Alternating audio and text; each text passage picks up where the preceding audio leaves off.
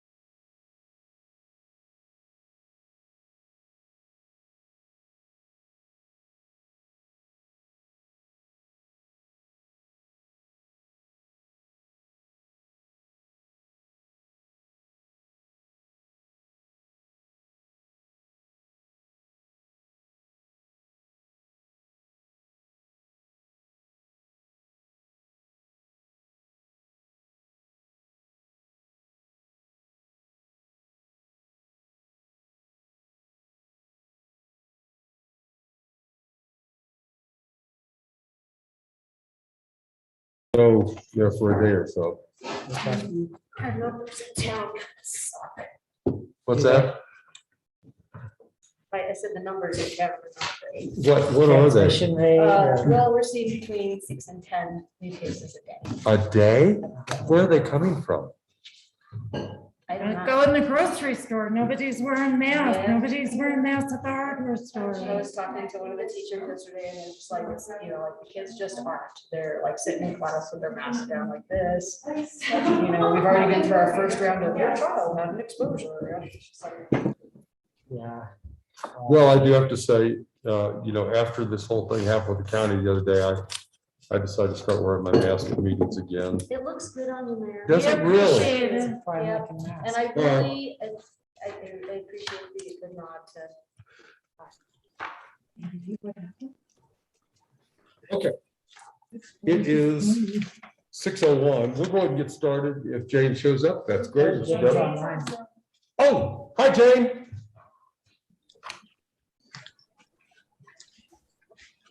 Yeah. This, Well, good. very excited to see this. What is it?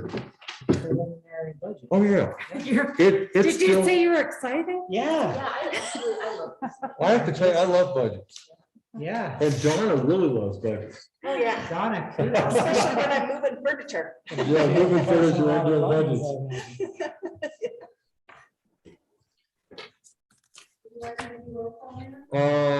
We called to order at 16:01. Roll call, please. Councilmember Gallagher. Here. Mayor Lobby. Here. Councilmember Green. Here. Councilmember Thorpe. Here. Councilmember Porgency. Here. Councilmember Hill. Present. Councilmember Lorenzen. Here.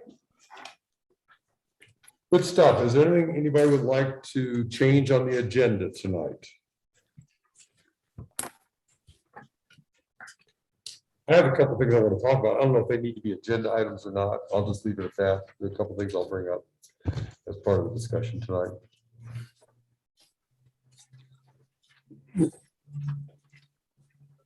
Okay. I don't know that we need a motion in a work session. And I do want to mention, this is a work session, but we call this as a special meeting. I don't know that we need to make any decisions tonight, but if we feel the need to make a decision, we have the ability to do that. At this time, housekeeping matters, I wanted to really tell you real quickly, we talked about SCED. And, Michael Yerman was here and he said, well, plan on about $20,000 for the planning grant and then, like $200,000 for the actual implementation grant. But he said, that's not likely. And he says, probably for the city in the implementation grant, which is $1 million grant, he thought the city share would probably be about $50,000. So I did want to, allay those numbers. The $20,000, I don't know about that. Marla, do you know where we are on that Yeah, planning grant? there's 20,000 hopefully from the city, 20,000 from the county, and 10 grand from our organization. Okay, That's that's to do the master plan for the public land that we've identified for affordable housing, this infill and also some of it's county owned land, some of it's private land. Gotcha. So it's also to do some renderings and just Bryce, the county has overlaid all the mapping systems now. So we have water, sewer, gas, electric. I was in that meeting. Broadband's the first one to get. But we have that, so we're able to take that and determine the existing sites, and that's what we did today. Great, thank you very much. And then also, I want to get serious about this certificate of participation for streets. I want to go to the attorney. We've talked about it, but I want you to know I'm gonna go deeper into that investigation, see what it would take for us as a city I threw out the number of $4 million certificate of participation, payable over 20 years to get some streets done. And maybe we throw in $1 million out of the general fund and go to the streets next year with $5 million for paving. But it's not a decision point yet. Let me bring to you what it's going to take to do that certificate of participation.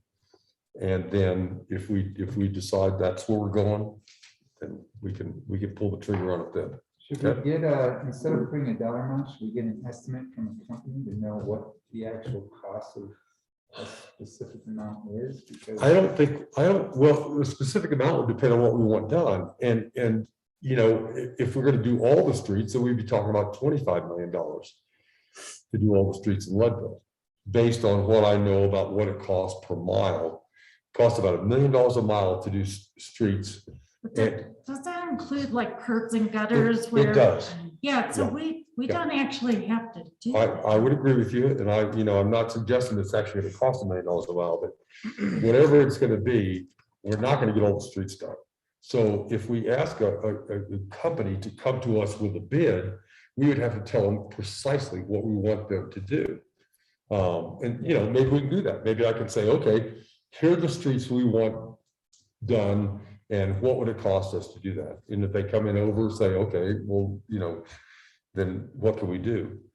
I don't mind doing that, and that I think maybe we could start there. yeah, I mean, I'm just thinking that if we target like, let's say, a quarter of the streets for $4 million, and we pay it off for 20 years, that means the other 75% of the streets Mhm. aren't going to be touched for another 20 years. That's So- exactly correct. So But- I'm just wondering if we should probably put out an RFQ or something like that to at least look at our options for either targeting streets or just doing the whole kit and caboodle. I think no matter what we do, we have to target streets. We can't do the whole kit and caboodle. That's not really possible. We just don't have the funds to support that. But we can certainly pick the worst streets in the city and maybe the most important streets in the city. 6th Street, 4th Street, streets that are really critical. But we know there's some really bad streets, Chestnut and Elm, terrible streets. I'll tell you what, 8th Street is one of the worst streets in the city on East 8th. There's plenty of opportunity. But I'll do both those things. We'll start looking at maybe sending out an RFP You know, I have a pretty good idea of what streets we might pick.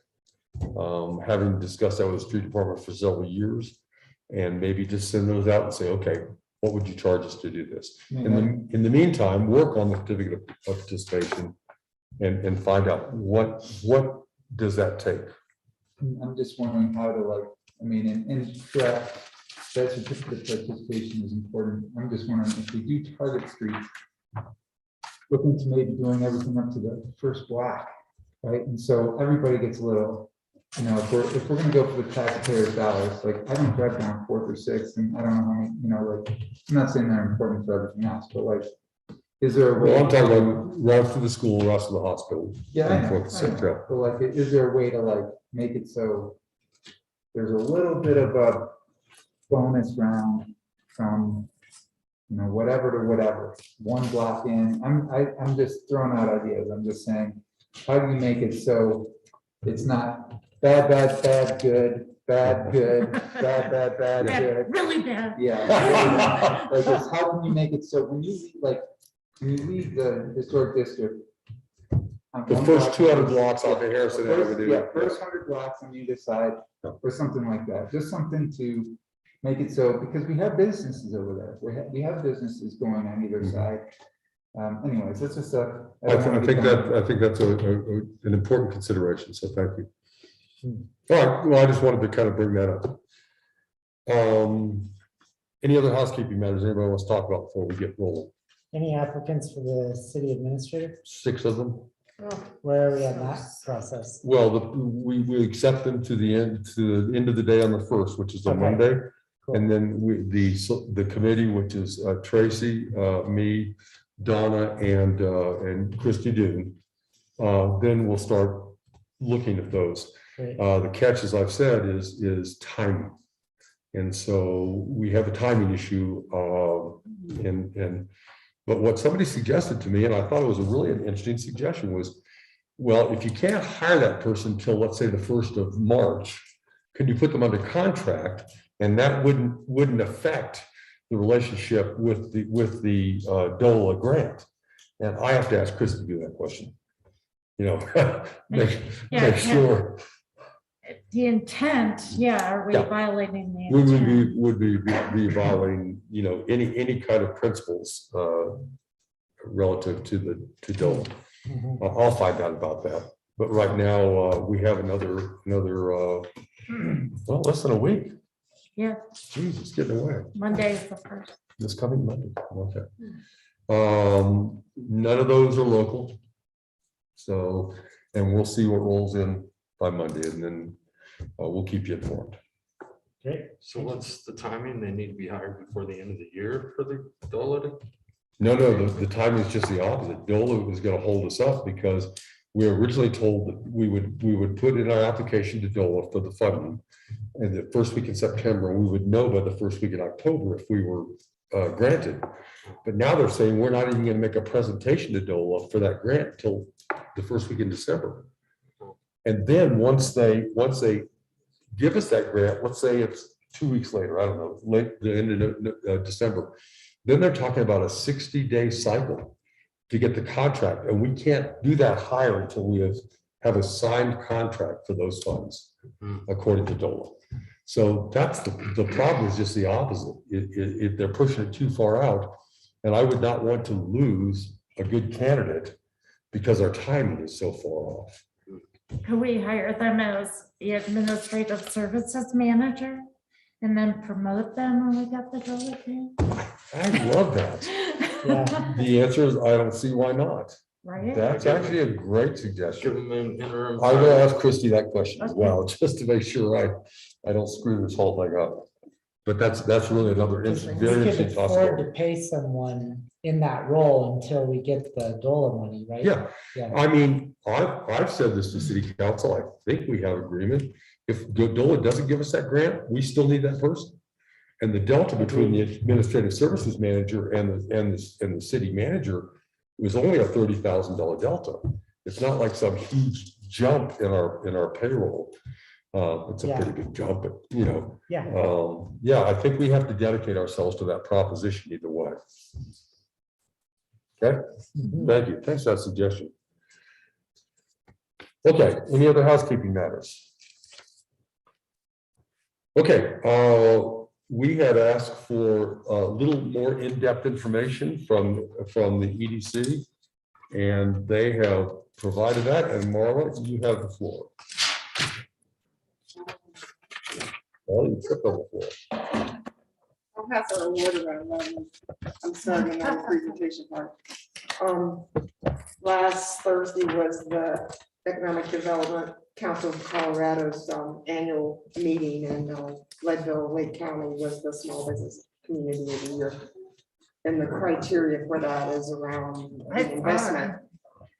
Specifically that you all made with the rail yard, and then also with the work that you all did when we had the pandemic, and $410,000 that was given out for grants for small businesses. From that, my phone is blown up with 3 developers that is looking at some affordable housing opportunities that I'm working with Michael Yerman with on the housing front. The other one that has occurred that I'm super excited about is that OEdit will be here in the spring to do a walk around with our public land to determine some sites for affordable housing, but also to determine sites for the ever-ending, we want a business/industrial park. What that means is OEdit will assist us with some additional grants and some additional opportunities that we haven't had before because we won this award. It was a city-county award that we submitted. It wasn't for the EDC. So it's all the hard work that you have done through the rail yard, through all the projects. We had to submit a lot of the grant opportunities. So that's a separate packet for you for another day. Thanks for letting us come back and kind of give you and Councilmember Green, I get it all the time on our board, what's our measurables, what's our outcomes. And we really do share those constantly.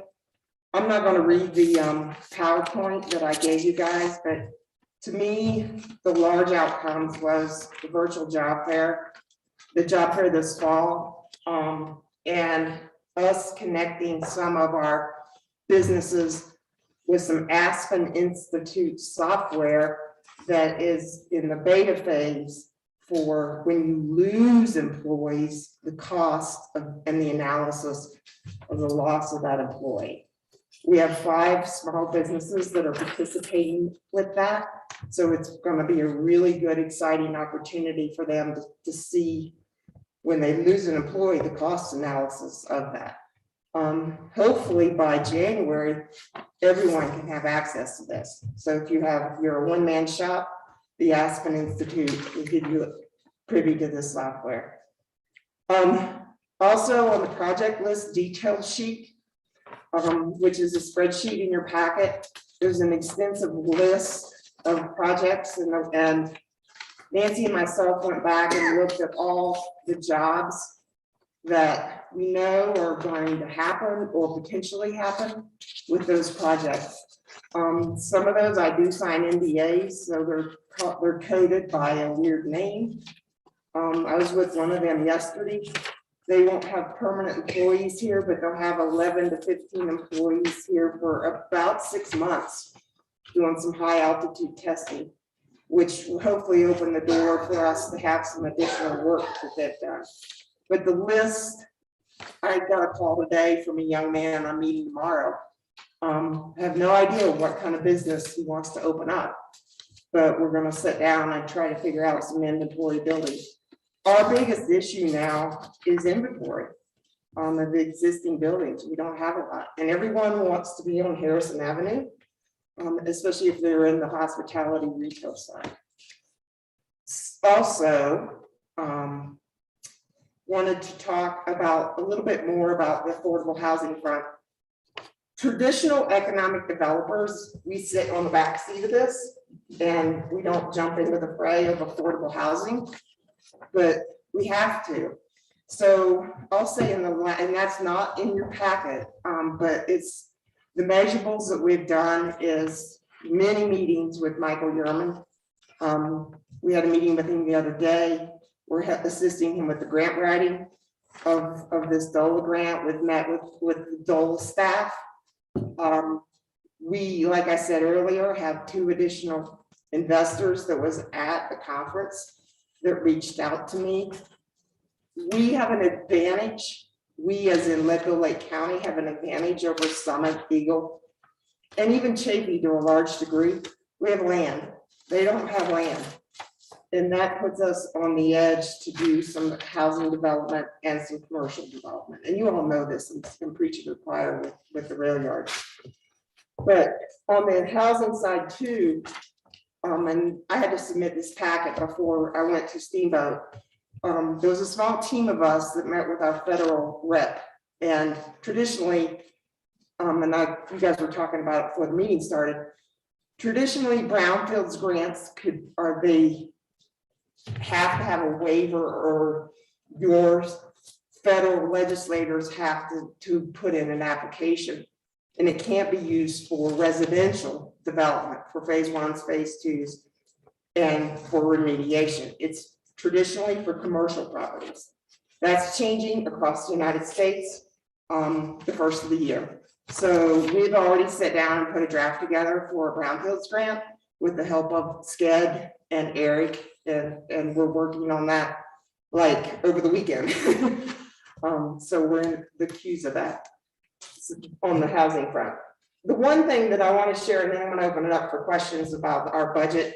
We did sharpen the pencil with our ask, and we lowered it to 37.5 instead of 40,000. But our desperate need is, and we're asking the county for some additional funding, and we do have another major donor in the queue that will vote with our membership, and we've increased our membership about 8 to 10% this year, and we're hoping that we can keep that projection every year. But the goal is to have a part-time admin office manager. So Nancy and myself can, I call it beat the streets, but we have to get out and visit more with our businesses. And I also hide and work on grants because of some opportunities that we have. So I'm going to stop talking. The ask now total increase would be 13.5. I mean, it would go, it was 40,000. Now we're asking 37,500. Questions about the lengthy packet, measurables, outcomes, expectations. I'd like to ask, who's your go-to person for brownfield grants? Philip, what's his last name? He's in Denver. I'll email his contact information. Okay, I'd like to see that. Yeah, absolutely. We met with him last Friday for about an hour and a half, several of us. So We may have an important opportunity for that, so I'll discuss that with you.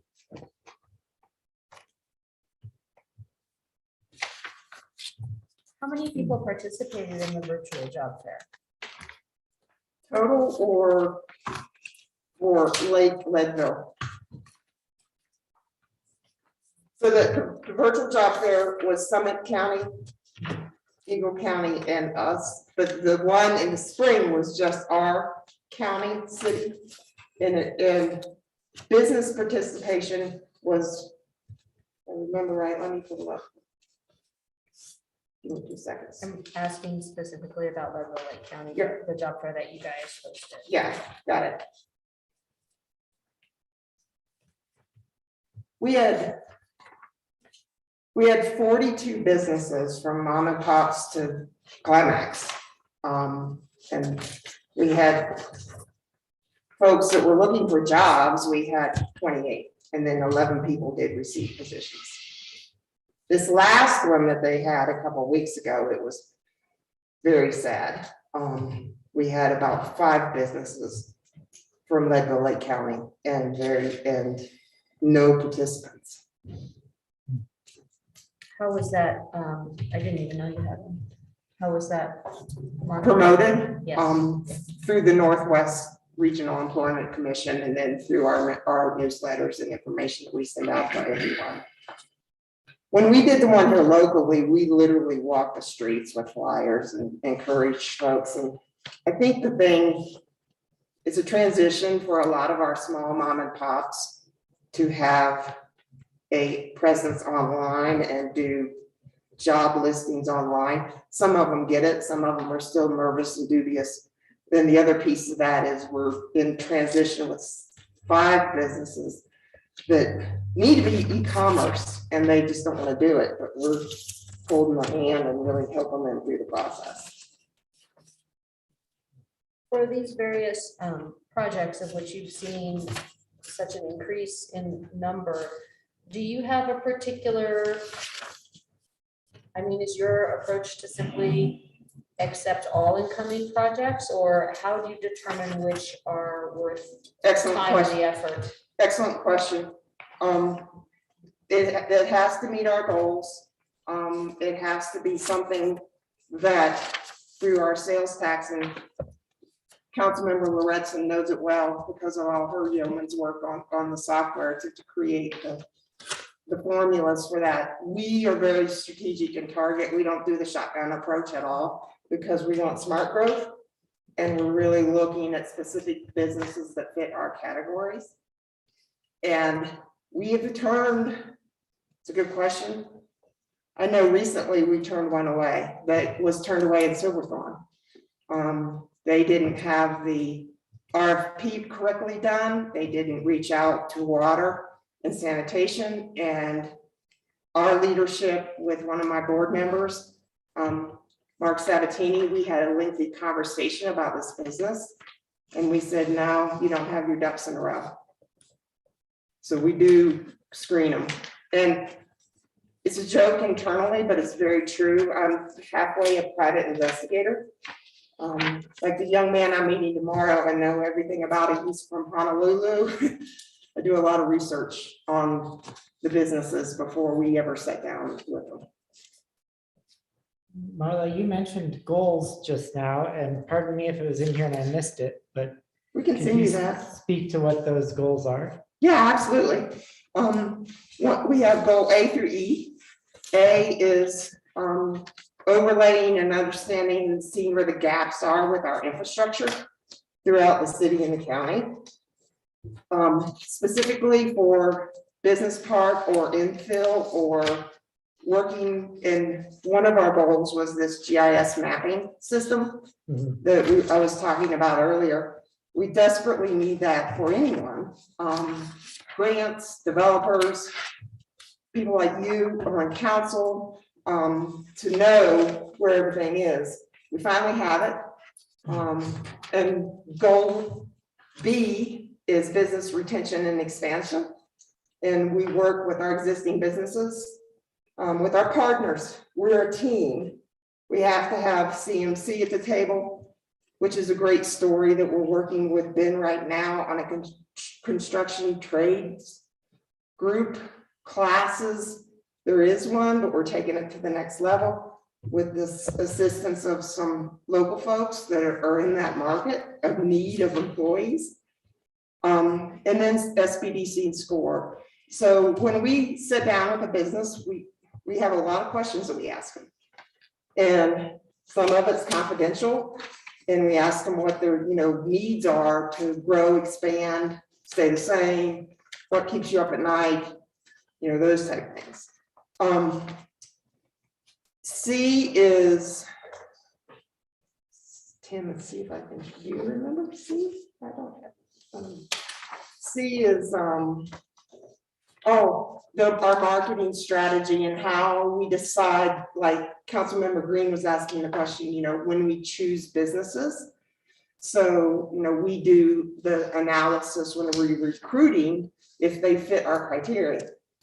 We're not going after a Fortune 500 company here. We don't have the infrastructure, people, we're going after those targeted industries that fit our criteria. D is our partnerships with everyone, SBDC score. And What is we're, SBDE score? SBDC is Small Business Development Council. School, sorry, we use way too many acronyms. Yeah, everyone does. SCORE is senior counseling group that, I don't even know the acronym for that. We have 2 SCORE reps in our community that will sit down with a business owner and help them through P&L, working on their budget for next year. You know, they're kind of the back end of our organization and we need assistance. E is our internal organizational structure of bylaws, which we're changing right now. Nothing of major issues, but just hadn't been reviewed in quite a few years. Policies, we've got a new software that allows us to track not only employee counts, but inventory of buildings, number of businesses, and we're not quite there yet. But one of our goals for 2022 is inventory of apartments on Harrison Avenue, inventory of housing to a different level. And something that I talked to the demographer at the state with last Friday is how you track remote workers.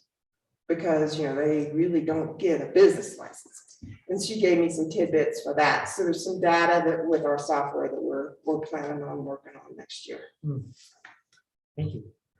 So last year, and I know that you just started, but I believe last year, John Wells gave us a pretty robust report on those various goals. Those are the ones that we're referring to, right? So can we also anticipate something similar? Absolutely. Great. Looking at these, I need your help with. Yeah. On the project list, it says lead generation. Some of them are pretty explanatory, but what is BRE? Business retention and expansion. And So it's typically an existing business that is thinking about expanding or adding new employees or equipment or software or needing assistance with legal, accounting, etc.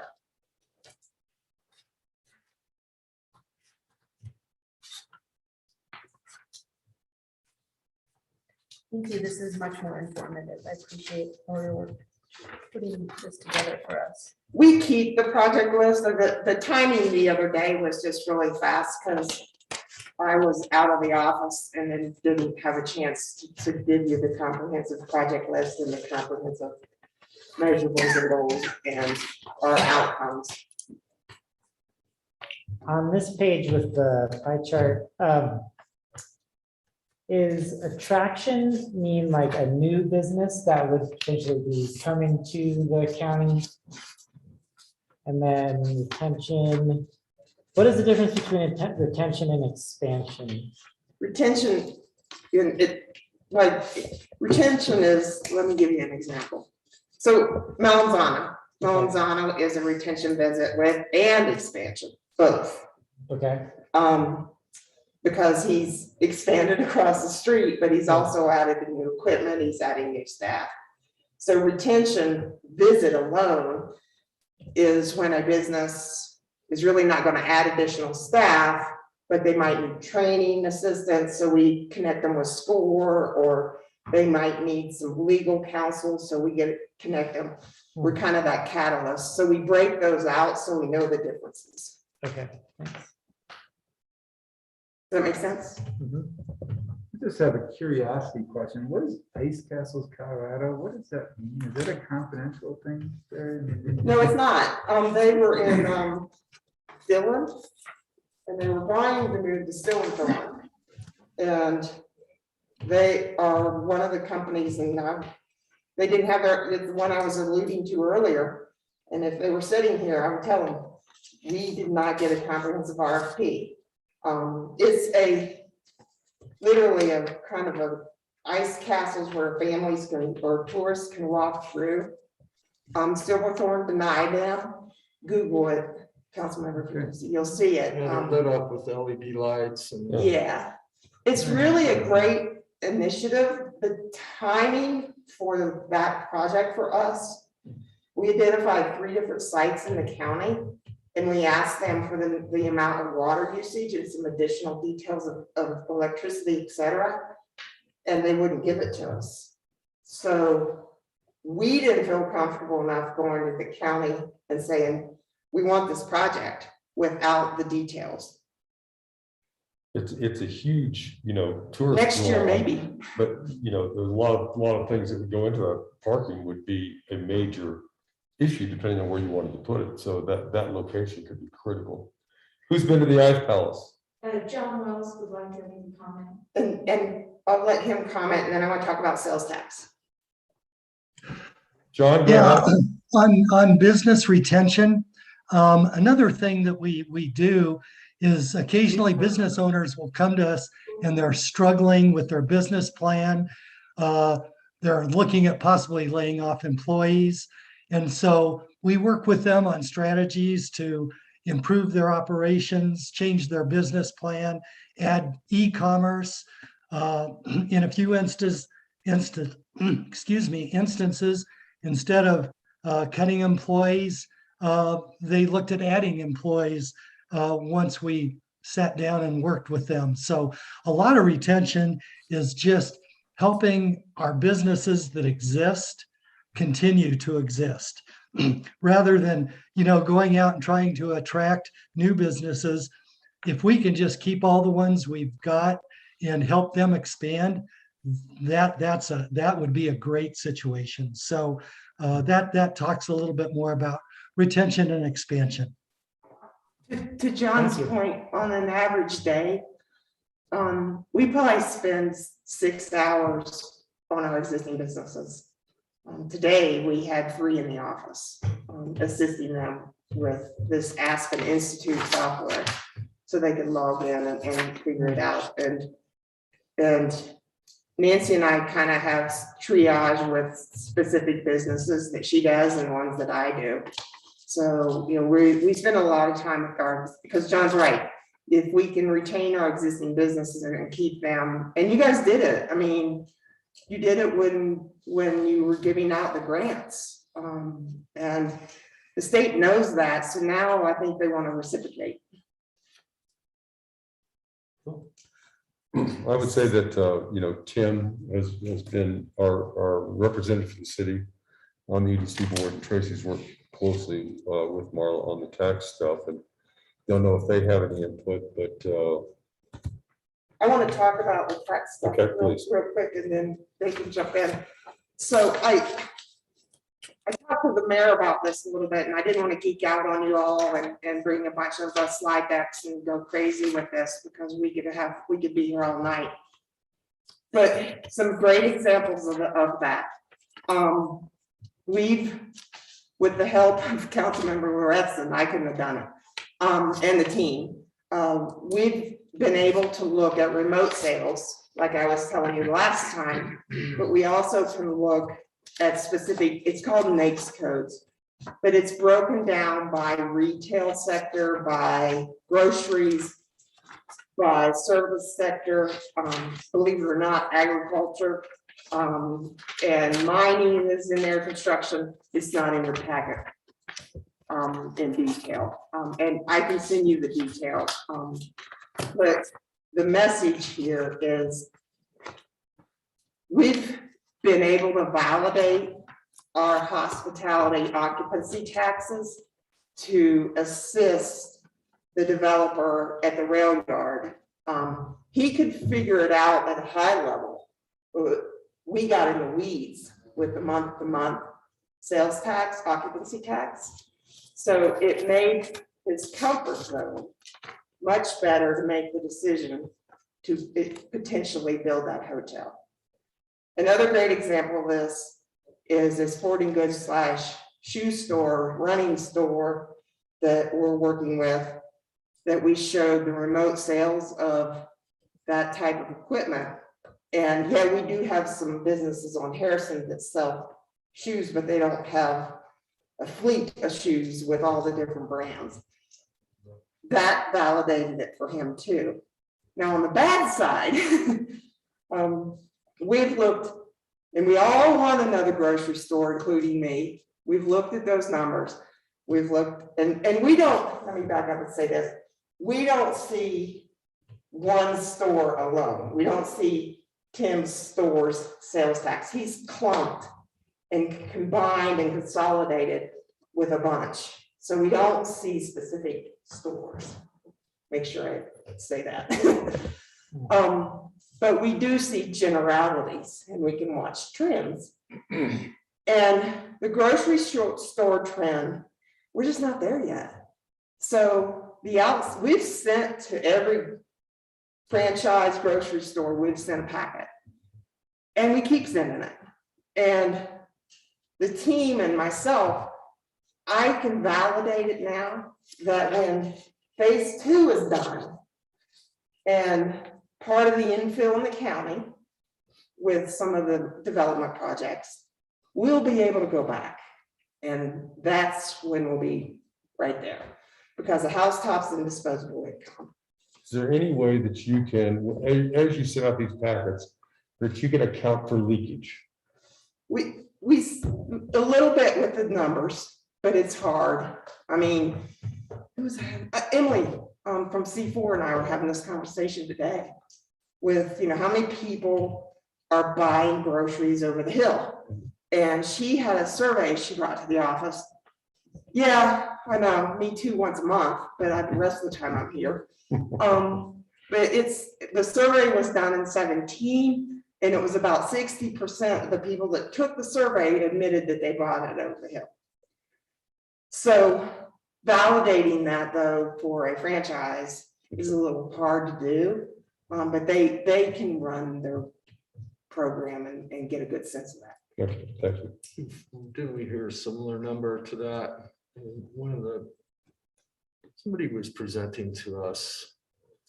I can't remember exactly who it was, but they did come up with a number that was 65% of the people that Or buying them when they drive. they Yeah, don't purchase their groceries here. yeah. Well, you can And ship you would be things surprised and- at how many are buying them remotely and having them shipped to their house. So, So the leakage is huge. That's what I would say. I would say, okay, 35% of buying from Safeway and Safeway can't stay stocked. Exactly. Another grocery store seems obvious to me. Now, I'm not a corporate grocery store person, so. I mean, It's still a little lumpy too, where summers are, Yeah. Yeah. off the charts and then Yeah. November, yeah, right now. Our goal, the EDC's goal is to try as best we can to diversify our economy. And specifically, and John Wells gave me a history of this organization. Is, when Climax made their announcement, it was like, we've got to do something, of their closure. And, that's our goal, our ultimate goal. Have we reached it yet? No. Are we getting there? Yes.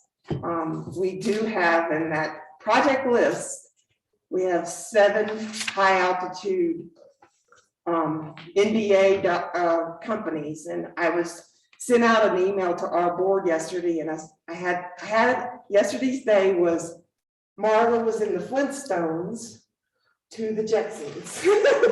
And it was literally that way with this company, because they used to be in the Flintstones and they needed to come here to do some research that's in the Jetsons. And we have a great opportunity for that in our near future. Is it going to create a lot of jobs? No, not out of the gate, but it will create sales tax because this company alone will be here about 3 months. And then they'll leave, come back, and they'll be here about 6 months next year. Fire away. Other questions?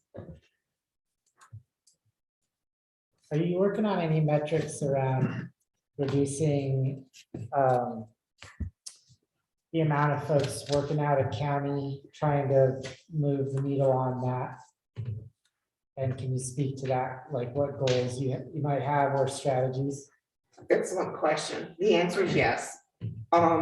This, especially in the hospitality industry, You know, with the ones that are going over the hill and working in the resorts. That's low hanging fruit. I will say Big R, Heather. Stop that. I was out there for a few minutes and they have, I use the word poached, but you know, they've kind of stole from some folks from over the hill, which is great. He didn't have the exact number. He was like scrambling. It was this opening day and Sure. I want that number is what I told him. Yeah, Because, you know, it helps us to know, yeah. It'd be you know, cool to what, keep track of. what they're looking at. On the construction side, we're seeing that a lot because of the gas prices. Mark Habitzel from the Northwest Workforce Center and Sue and myself, we have, every other week we have meetings and we talk about this a lot. So we talk through, you know, how we reach those folks, and how we try to educate them with the existing jobs that are in the community. And back in May, when we had our job fair in the spring, I felt like there was this perception out there that you couldn't get a good job here locally. So we really dug into that a lot, and we still are and that's why we have these business and retention visits. So we ask salary ranges. What's your benefits package? So then, you know, when they have openings, we're trying to connect them with the right people. And are those resources available to nonprofits as well, like that level They of are. assistance? and coaching? Yeah. I mean, Awesome. our funding, city count, we're in a 501c6, but we service any business that walks through the door, emails. You do not have to be a member of our organization. We hope you will one day, Yeah, but we help everybody. What's the benefit of being a member in that case? That This is a means, side question. no, it's an excellent question. value proposition. You know, we have our health insurance policies that, you know, is a really good perk. And then it's also, you know, changing the community's goals, or not like changing them that much, but being strategic about smart growth. Having community leaders that want to step up and do like our Geek Squad has done and make a difference. When I started here a year ago in July, I was like, where's the data? We had none. We had zero data to do anything with. I mean, and it was a hard lift to get it, specifically the sales tax data. And now we know what we're up against. So finally being able, and also just knowing what our major donors, you know, a lot of them are on our board, and it helps us to determine trends and make sure that Marla doesn't go off on a tangent and recruit the wrong thing. Or, you know, help the wrong business that we really don't think we should have here. We talk and really believe in smart growth. All right, any other questions? Admittedly, you know, I am the representative with the EDC from City Council, but I have been pretty minimal in that role thus far. I was able to attend one of the board meetings, and I have to say that I was a bit overwhelmed with everything that they have going on. They are very busy and they do have a lot of projects. Some of the stuff that I guess I would emphasize that I like what's going on is this infrastructure overlay mapping. I think is important to identify, you know, gaps in our needs in infrastructure. The work that you're doing with the broadband. Well, Of course, the sales tax data is pretty critical, I think. And I know Tracy has had a lot to do with that as well. But I would kind of like to see that in more detail, and maybe you and I can sit down at some point, We can geek out, can't we? Yeah, that- Well, let me know if you need help again now that Noah has moved on. So, Well, and, we're gonna have 2019 status sometime next month. So then we're really gonna be able to see trends, because 2020 was a unknown year with COVID and, we don't really have a good sense of that, but we can see trend lines with 19, 20 and where we're at 21. On the broadband side, there's a middle mile grant through DOLA that Chrissy Duden and I have started working on. And we did a speed test preliminary analysis on a very small scale with business owners doing our business and retention visits and just citizens. I went to community coffee and asked folks to go home and do a speed test. And I want to misquote this, but it was over 60% of your speed in your home or your commercial business is you're paying for something and you're not getting it. And the state and the federal government is really working on this to clamp down with the providers, because the speeds up and down that you're paying for is probably not what you're getting. I had some local citizens was like, this is ridiculous. And so point being, the middle mile will help with that. We have the major backbone through the corridor here, but even we live on East Fifth, and even ours was not valid with our provider. So the middle mile will help supplement that. So, yeah, the broadband work is great. The sales tax, business retention strategy, love that. I think that's crucial to this community, is to keep the businesses that are here. So like that strategy. Also the grant work obviously is great. Any kind of extra monies that we can put into our community is great. So, I mean, I would support what you're asking for, 37.5. Personally, I would be in support of that. Thank you, Tim. Any other thoughts or comments, and we will move on to other budgetary items. Just thank you again. This is really very informative and digestible. I appreciate the extra work. Yeah, sorry I didn't get it to you earlier, it was time, and then I'll also make sure that you get a copy of our goals. Okay. Thanks, Mom. Thank you, Mom. Unless And congratulations. get on together your at award. some point. Yeah, definitely. I can get Yeah, I was around gonna that. show you the video tonight, but they haven't got the license for the song that they're playing yet in the background. But y'all need to be proud, because I really had a lot of emails and phone calls regarding that. So this is a community report. Very cool. Thank you. Okay. Next up, we have the Leadville City Hall budget. And Donna, you might, you got this pie chart ready? Is there a way I can have a quick segue in between here and her proposal? What do you have in mind? Just for a quick, like, my stance on this whole thing, and it's both for requests for yellow EDC, LLC, EDC, and everything else, Main Street.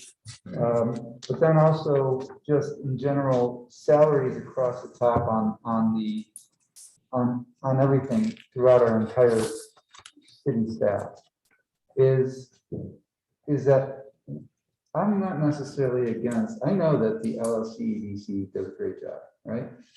I know Main Street does a great job, and I know all of our employees are worth a lot of what they do. What I see in these budgets is a growth of requests of, close to 75-80% for the LLC Main Street. So it went from 5,000 to 24,000 to now 37.5. Similar amount for Main Street. Is it necessary? they do a lot of great work, fantastic. Are we gonna still see these numbers over and over again? Just continue to climb and grow and expect that as our sales tax grows, that everybody's just looking at our sales tax to say, hey, there's a pot of money that let's go ask for more and we can build our empire? I'm asking that because I'm just saying, maybe I used the wrong word, but like, because I'm used to, there's empire builders in the federal government that like to build and build and build and build, and then it's unsustainable and then they fall, right? But then at the same time, when it comes to salary, is that, I see in the police chief, I think that Chief Bertolis' salary compared to her deputies were probably a little too close to the cuff, from 63 to 68. I think that the chief or the commissioner does deserve a wage that's probably a little bit higher. My question is this, in organizations, as our organization grows, I think we actually have to come up with some sort of wage table that has a low and a high, maybe even steps in between for people that are there for 1 to 3 years and have a certain accreditation. If it comes to like being an EMT versus a paramedic on the fire department, whatever it may be. And I see more in all these requests, a shotgun approach to perhaps salaries. I'm going to correct you. We have those gradations, both in the police department and the fire department. Okay, They exist, and they're documented in, as we go through the budget, you can see them. okay, So, and remember, there are competing factors in terms of how we determine salaries. One of them is, how competitive are we with surrounding counties? Now, the truth of the matter is, we have to understand who we are. We will not be competitive. As an example, we have an advertisement out for a city administrator. The average city administrator in the state of Colorado makes about $174,000. We're showing 90 to 100. And at 100, that will be a very high paid position in Leadville, don't get me wrong. But everything we look at is this is the 3rd year in a row, we've been pretty aggressive about salaries. And the reason is, and it's already been alluded to, it is incredibly difficult to replace people. And you need to retain them at a reasonable salary against their job skills. And so everything we're going to look at in this budget will reflect that. and I'm not saying let's suppress wages. What I'm saying is sustainable growth. And if this is last year, I thought we right-sized, at least to a certain degree when it came to salaries. Once again, now we're adding more people to the budget, right, with the city administrator. We hope to have a planner one day. I'm just saying that, and I'm certain there is grievance. I just haven't seen the grievance between the police.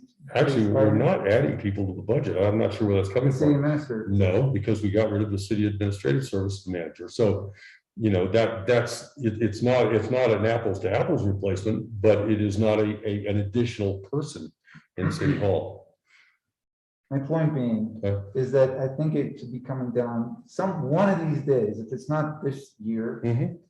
we have to come up with like just the cost of a living adjustment. But we're not jumping salaries 10 to 15 to $30,000 a year, right? I'm just saying that's how sustainable growth works. I think in other organizations, I can speak for the federal government, I can speak for the high schools, right? Lake County has sustainable cost of living adjustments per year, right? Federal government has that. And what if the cost of living jumps much more than you expect? Well, then we This have year, that it's discussion. 5.9%. That's what they say. That's what they say. Social Security. But I guess- Cost of living. Pardon me? 5.9%. Increases. We do cost of living increases. This is more than that. Yeah. Max is right. This is not about cost of living. This is about competitive salaries. For instance, the police department, if we don't put these in place, we won't recruit a single human being. Okay? It is that dire. If we, right now, even in the fire department, let's say 3 years ago, they could go over the hill. And remember, they work, 96 hours on, 144 hours off. No, I'm sorry, it's 48 hours, 96 hours off. And so the drive is not a big, deterrent. We have 4 people in Leadville who work for Eagle County Fire. You know, it's just because they can make $20,000 more a year by making that drive twice a week. The city of Los Angeles has firefighters that live in Texas. Fly. Yeah. Anyway, the point I'm trying to make is, if we're not attempting, we now have the resources to try and be competitive. 5 years ago, we could not be competitive under any circumstances. Now we can. If we don't make that attempt, we will lose people, and it's hard enough to build an organization, any organization, including the city government, the city overall, and all our departments, without attrition. And attrition is the enemy. Yep, and Mayor, I was an advocate for raising the salaries this year, and and I always will be an advocate for making sure that we have competitive salaries. That's not what I'm getting at. When I see though, what I feel is that there is some sort of, look at the sales tax number, let's increase the wages, right? That's exactly what you're seeing, but it's because the wages need to be increased, and the sales tax numbers allow us to do that. And all I'm saying is as we do this, we have to make sure that this doesn't just continue to occur. If we get to a competitive I agree. salary. We can't continue at 10-15% per year. We can't do that. Right. But we have to reach a level, you know, we have to reach that stasis. Yes. You know, where we're giving somebody a 1.3%, a 0.3% increase, a 3% increase makes sense. And as you guys have already said, the inflation is now 5.9. We haven't hit the end of the year yet. And it's accelerated in the last quarter from about 3.4 to 5.9. The inflation right now in the United States is out of control. Oh my goodness, it is. Well, I mean, I would say you're seeing the same thing happen in the private sector. There's this job competitiveness that is driving wages up to probably where they need to be, you know? That's an interesting perspective. I The think. working poor in this country is just staggering. Yeah. People need to be paid more. Once again, I don't know if I'm coming across in the right way. Well, I mean, I think Let's the say- timing is a little off. This can't continue. Yes. But I think what we've been trying to do is, we were so underpaying people. It was, I mean, Jamie Stevers offered me the job before Sarah took it. It was $35,000 a year. Yeah. And I said, there's no way I'm gonna accept a job that pays that low. So I think we've just been trying to get to a point We're playing catch up. where, yeah, it's a fair level playing field.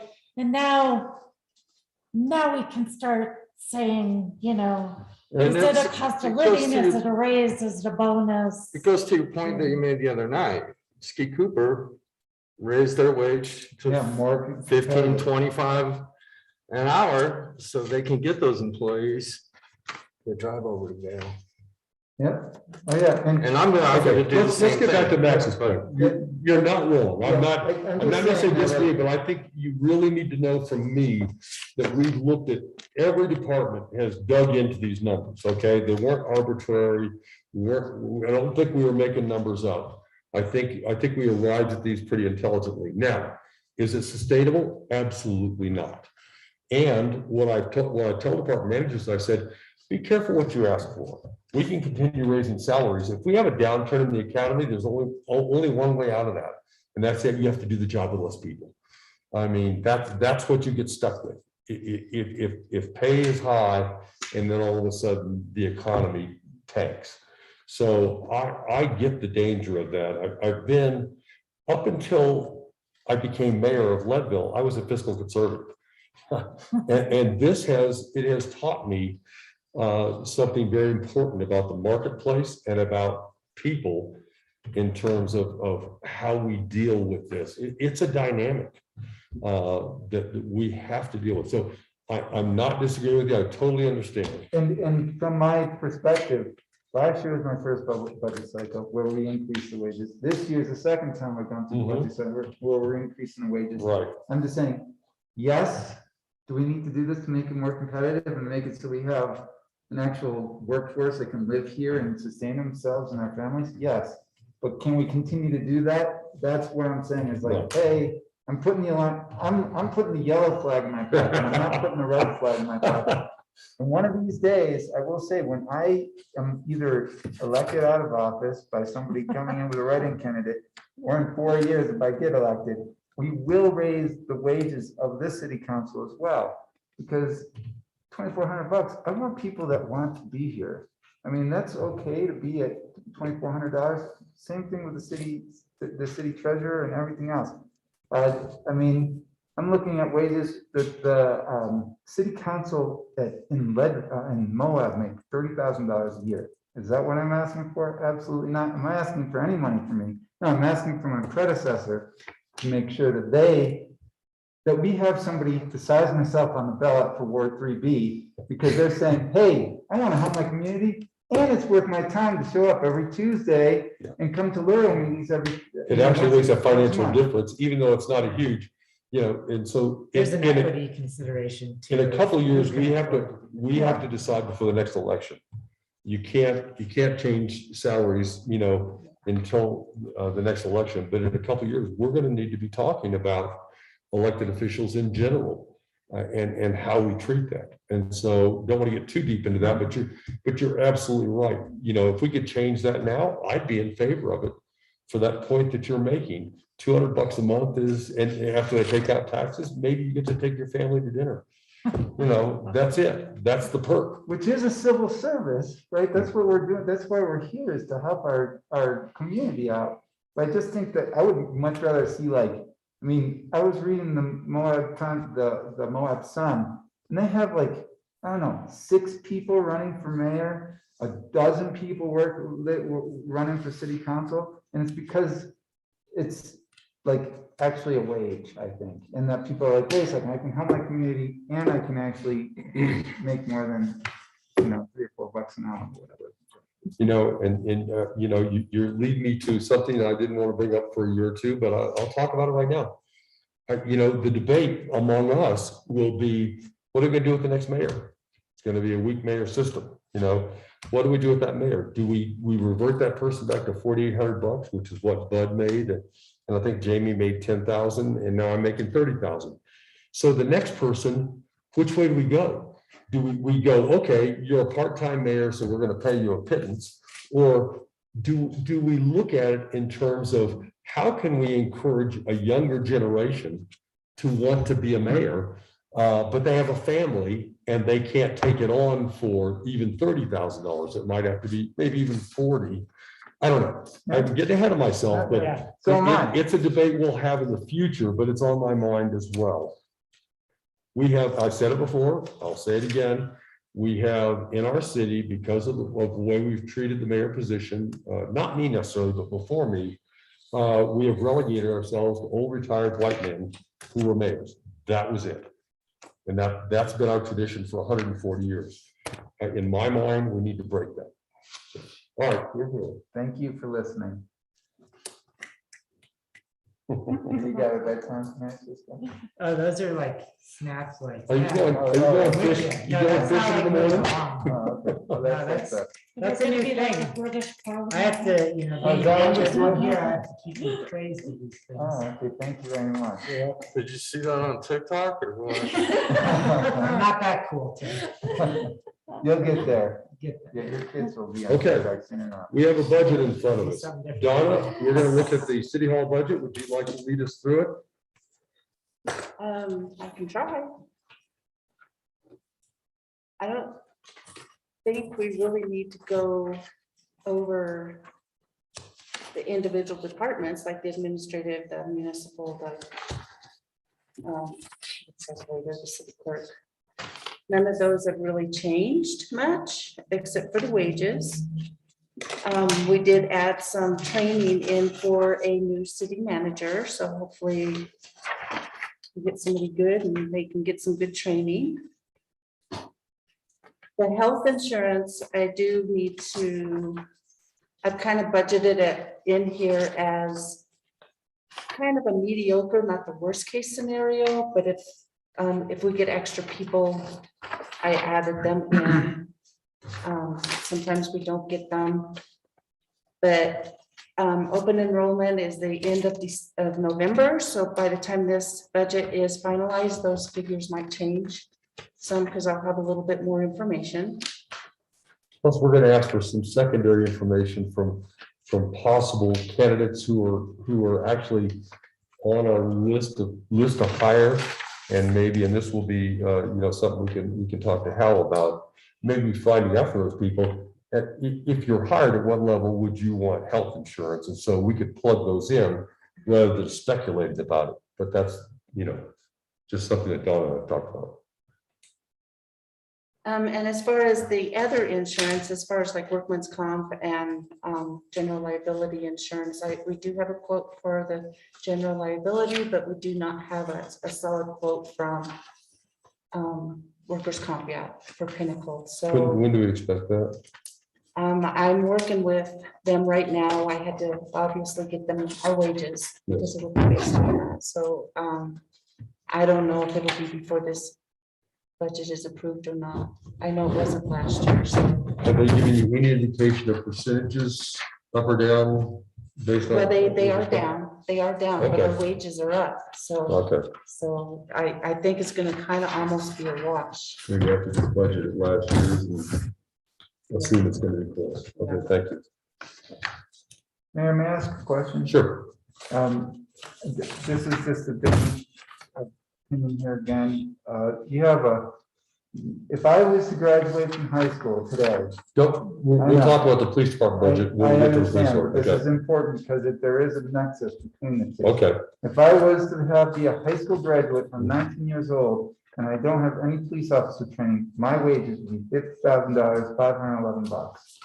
Okay? That is- well, actually, that's not quite correct. That's a modified number based on actual weeks they're gonna work and things like that.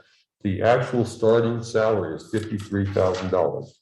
For a police officer that we send to the academy. However, remember, they have to be 21 to go to the academy. So that, there's a big delta between when somebody graduates from high school and when they can go to academy. Okay. Who's responsible for managing the short-term rental licenses and liquor licenses here in the city? Right now, the liquor licenses are being handled by Diane, and short-term rentals are being handled by Sarah Dallas. Okay, but now when Sarah Dallas is no longer with us, who's going to be taking those short-term rentals on? Probably that will be in the job description of the new city administrator. Perhaps delegated as well? That's a possibility. I can't tell you. I guess my point is, we have a deputy city clerk who has a wage of $43,680 comparatively to a high school graduate as a first year person, first job at 53. Do you think that perhaps is a little off? No. First of all, not all police officer candidates are high school graduates. I've got one applicant who's got a 4-year degree in structural engineering. So they're not, all of our applicants are not just high school graduates. I'm just looking at officer HS, BS on that. Does that mean high school? Yeah, That's they're all the same until they graduate from training. And that's both academy and field training. And then at that point, then there's a differential salary between those. Okay.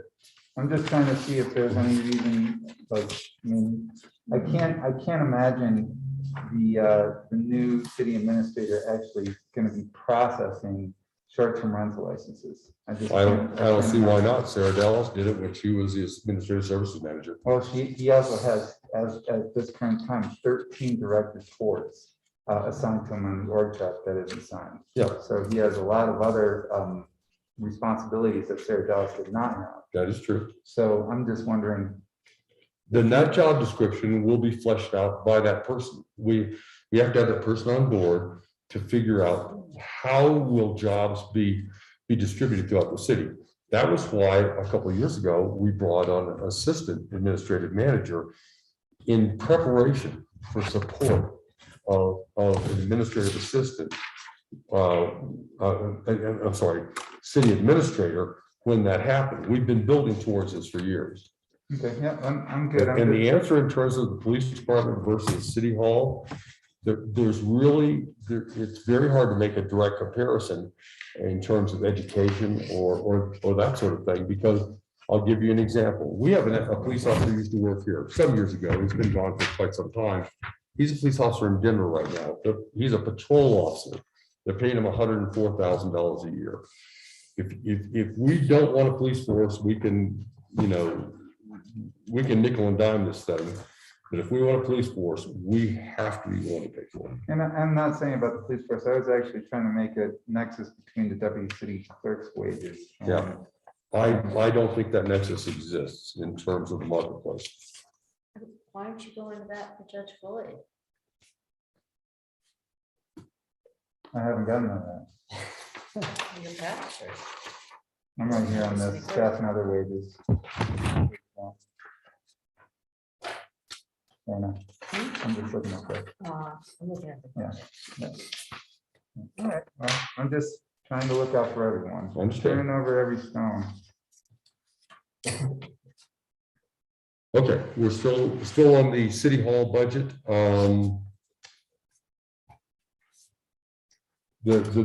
Almost all the changes in the city hall budget were to salaries. Very little change in terms of expenses operationally. Donna and I tweaked a couple things, like she said, training. We see that as a need in 2022.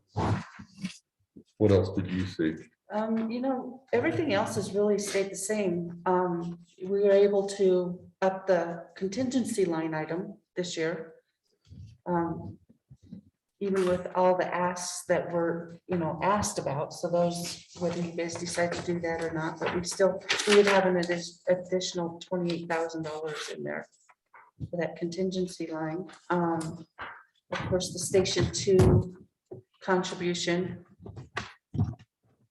needs to be changed to 2022, but that's an obligation to the county that we have. Other than that, I think legal fees we were able to raise those to 120,000 this year.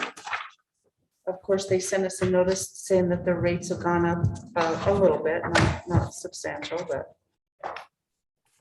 So we got hopefully a good number in there for that. The audit, because of the American Rescue Plan, we're going to have what they call as a, what do they call it, a single audit or double Well, audit? it's called double audit, but it's because the federal government will require a separate audit because we will have exceeded on the year $750,000 in grants from the federal government. And so we have to go through a separate audit procedure.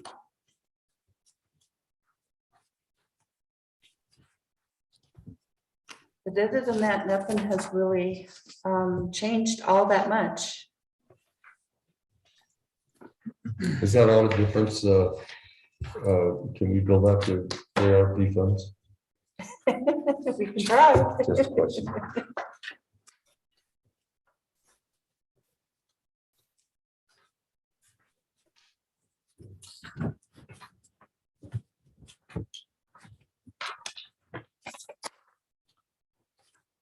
Are we gonna take this section by section? Is that the plan? It's entirely up to you. I've been through it so many times that it all starts to melt together after a while. If you have questions about anything, I certainly would love to discuss those. I like the section by section. And Cisco, also really looking at right now is the 0140 sections. Okay, Building maintenance, the 15,000, it's the same as last year is. We weren't sure what to do with that. We're putting carpet in 5 offices right now. We have spent some building maintenance dollars this year. I think probably we don't have a whole lot more to do. I think some painting. We talked about doing some painting this in 2022. Maybe doing the copier room and maybe the courtroom in terms of carpet. So What do you think But about? we don't have any major things like the phone lines and all that stuff. No, All no. that's fixed. I will tell you at some point, we should, there's nothing wrong with this roof except it's that slate roof. We really need to replace it. We're gonna have to do that with a grant from Mystery, Colorado. It's $130,000. Last time I got a bid, that's about 3 years ago, it was $130,000 to replace this roof. That slate, you've probably heard the story before, but I had a screen put all on the building because when I first came to work here, those slates would come flying off the roof. I mean, and they were gonna kill somebody. So That's just from limits their ice and supply of- stuff. they, like that. they just get loose, yeah. I don't know what happens. It's, I don't know who thought it was a good idea. That's not the original roof. That's not historic. You know, if you look at the pictures in the story when it was first built, it was built with shingles. Hey, Jane. Hey, guys.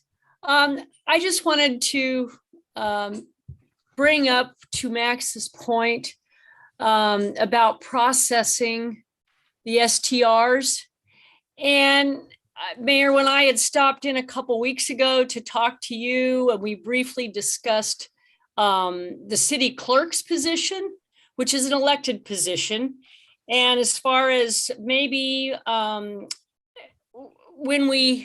as we go into next year on the city clerk position, that really it would maybe be helpful if that person could help with some of the clerical or processing for, say, for instance, the short-term rental, because really that person doesn't have any, what am I trying to say, duties per se. And if they could help, I think that would be something that would be actually valuable and, to the city and to that position. I think when you get involved, you are more part of the team, and I think it would benefit the city. That's just my thought, and it may be an option for us. Okay, thank you, Jane. Is anybody ready for city clerk? No, No, okay. Well, that answers that. No treasurer, correct? well, treasurer's not up this year. But it will be sometime. When is treasurer up next? So treasurer is up this year. Oh, it is. The city and clerk is not yet? No one petitioned, and no one submitted a candidate form for that Okay. position. So come January, we'll have to ask for applications. And hopefully someone will come forward because we're supposed to have that position filled by statute. Gotcha. I think you can circle back to the pay. Mhm. What do they make? $200 a month too? Yes. Same as council, right?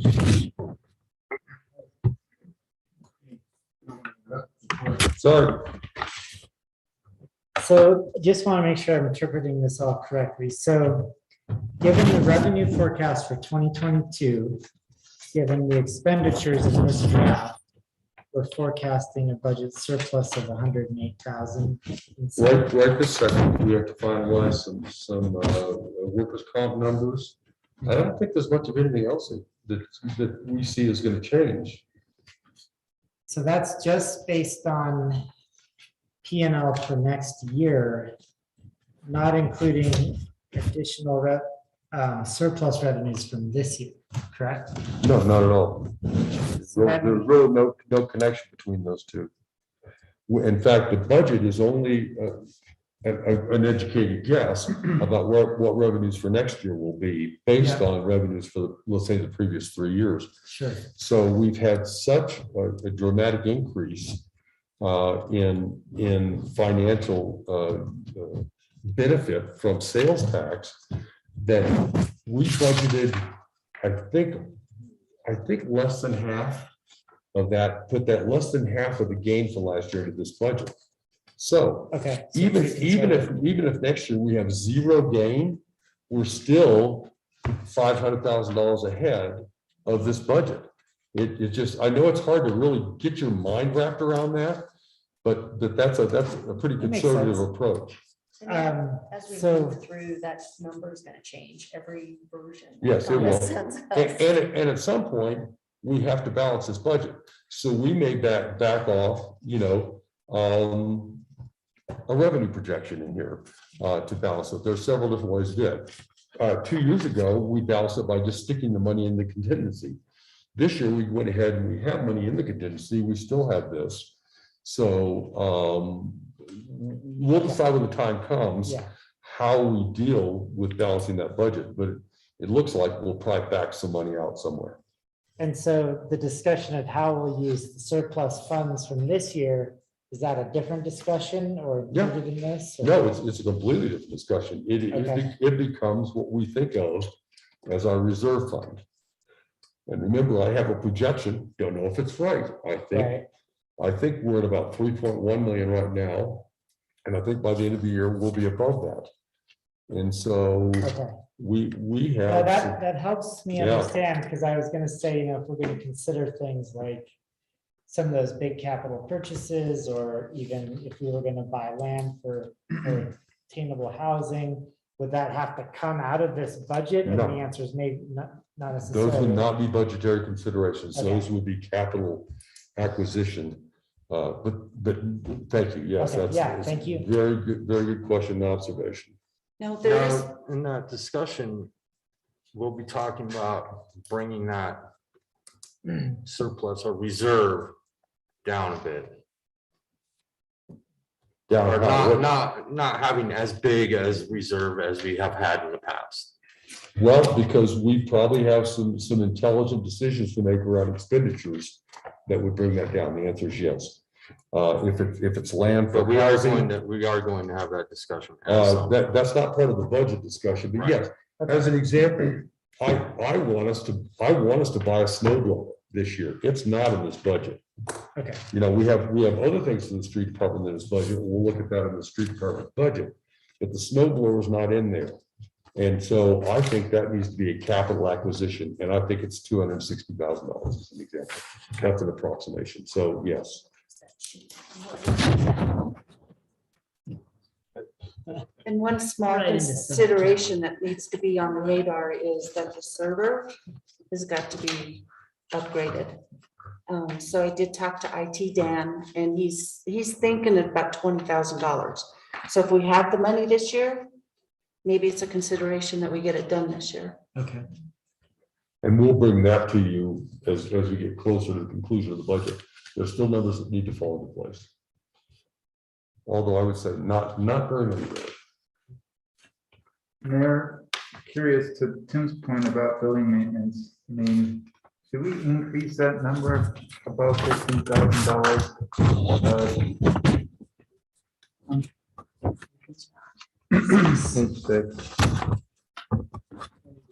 Every time I go up to the men's bathroom, I can barely get water out of the faucets. There's massive toilets that waste water, that it just seems that like there could be, and I know not many people use it either. Right? That's a very good point. But I do feel that there could maybe be some upgrades to the bathrooms, or a bathroom or something like that, to make it so I can always get my hands on and wash my hands after using the bathroom. Notice that as well. I'd like to second that. I'm probably the primary user of the bathroom on a daily basis. And it is difficult to wash my hands. The water is always cold and it comes out as a sugar. Okay, that's a plumbing issue, obviously. And we've had Roger do plumbing upgrades in City Hall for the last couple of years. We have plenty of plumbing issues in this building. Do not, under any circumstances, go into the basement. Okay. If you don't like the men's bathroom, you're really not gonna like the basement. Okay, the Franken plumbing system. Oh, my goodness. So if there is a way to put some additional budget in and earmark it towards that, I think. What would you like to see in the men's bathroom? I mean, water pressure, okay. I'm not exactly sure how Roger fixes that, but we can check. Some way that I can actually wash my hands like a normal human being. New sink, Yeah, new sink. It'd be nice to have hot water. like even like an on-demand little there. I get hot water in my bathroom. Yours is downstairs. I know. Yeah. You're welcome to use my bathroom anytime you want. Just joking. I don't know why hot water doesn't get up there. Does hot water get into the women's bathroom? I was just gonna say, back before Roger did the work on the plumbing, the women's bathroom was the same way. It was just a trickle and, you know, but I mean, it's not full blown pressure now, but it's acceptable. So Okay. you must be able to do something. Now, is it always hot? No.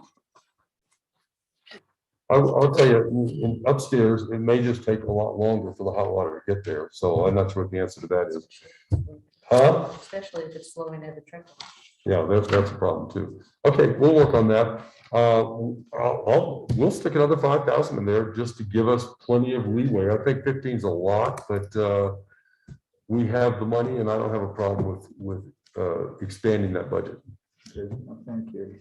I do have a little bit of problem with modern toilets in an ancient historic building. Fine. Just thinking, you want those pressure flush toilets in there? I want the ones. Well, the toilet. Well, the toilet, you know, toilets in there now don't really flush really well. And that's probably bad water pressure. No, there's water, there's plenty of water swirling around in there. Okay. But it just takes like forever for everything to go down the toilet. So, I Okay. mean, it doesn't have to be We have the a sewer issue. Japanese toilet. but All right. Something that's. Toilets it is. Perhaps one with a bidet, perhaps. Okay.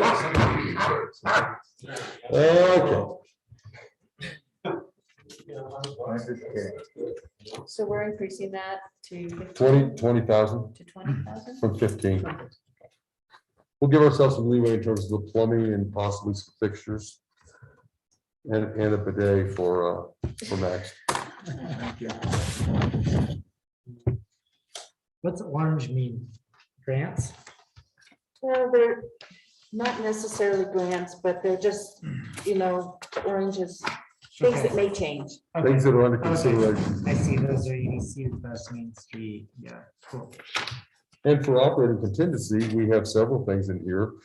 We have the Tabor Opera House request, and we have the Lake County Community Fund grant. Okay. Housing, which we've done $8,000 a year for several years. Ski joint is requested 6,000. These are all What is- decision What points. is that 8,000 for housing? That usually supports the housing facilitator to build a generation. That's been Christy Galarza. Okay. Great.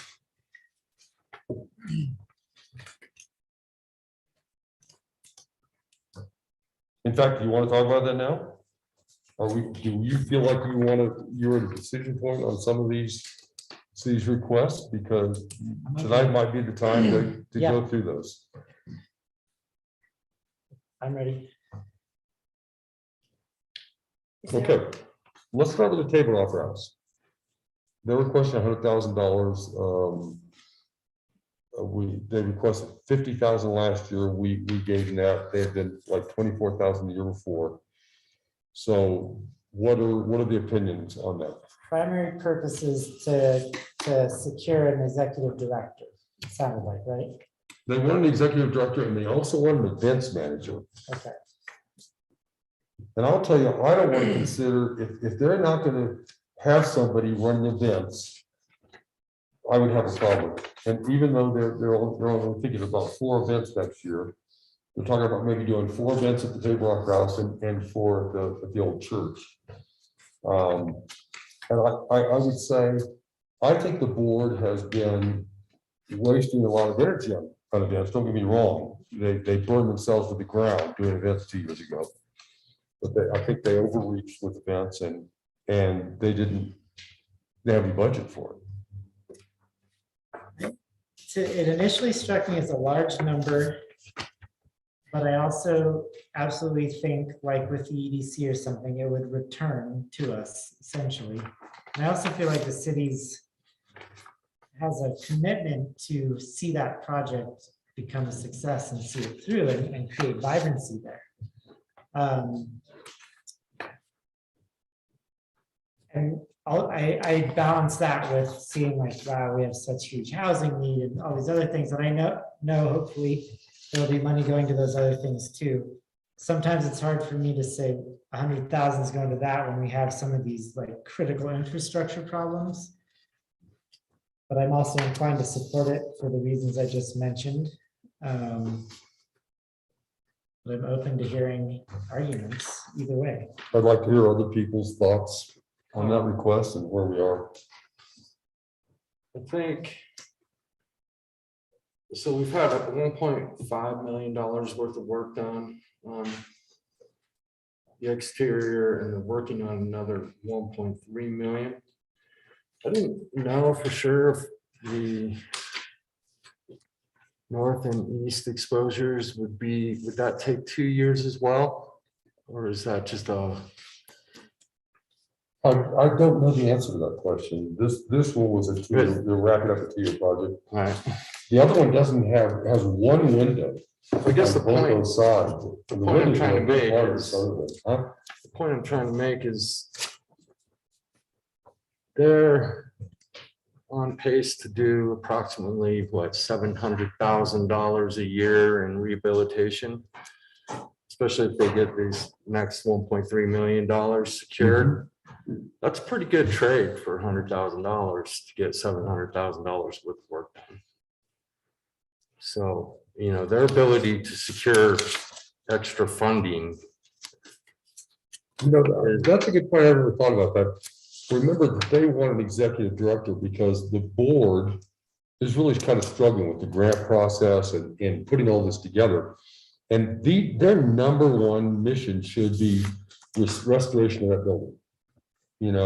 And so maybe having that person in place is a really strong argument for that happening sooner rather than later. I was hoping it happened in my lifetime, but who knows? Anyway, I'm sorry. But if that helps them secure that kind of funding, I'm all for it. If they can't, come through on those grants and get that kind of funding, then we're gonna have to re-examine that. But for right now, they're on a pretty good pace. Remember, and I have a problem with this personally. They were asking for a 3-year commitment. Me personally, I'm not willing to make that. I'm willing, whatever we decide on, I'm willing to make a 1-year commitment. And then they have to sing for their supper, I guess is the best way to put it. They have to show us every year that they're doing what they need to be doing to be successful. Well, I agree with that too. I don't But, think a 3-year commitment is that even in the parameters We of could the do it if we budget? wanted to, so that's a different subject. Okay. Yeah, I think as long as it's in the contingency, operating contingency, it has to be annual. Well, besides, you're not allowed to encumber future city councils with debt. Well, we're encumbering future city councils with all of our salary. Okay, then we should just stop paying people. That's right. That's right.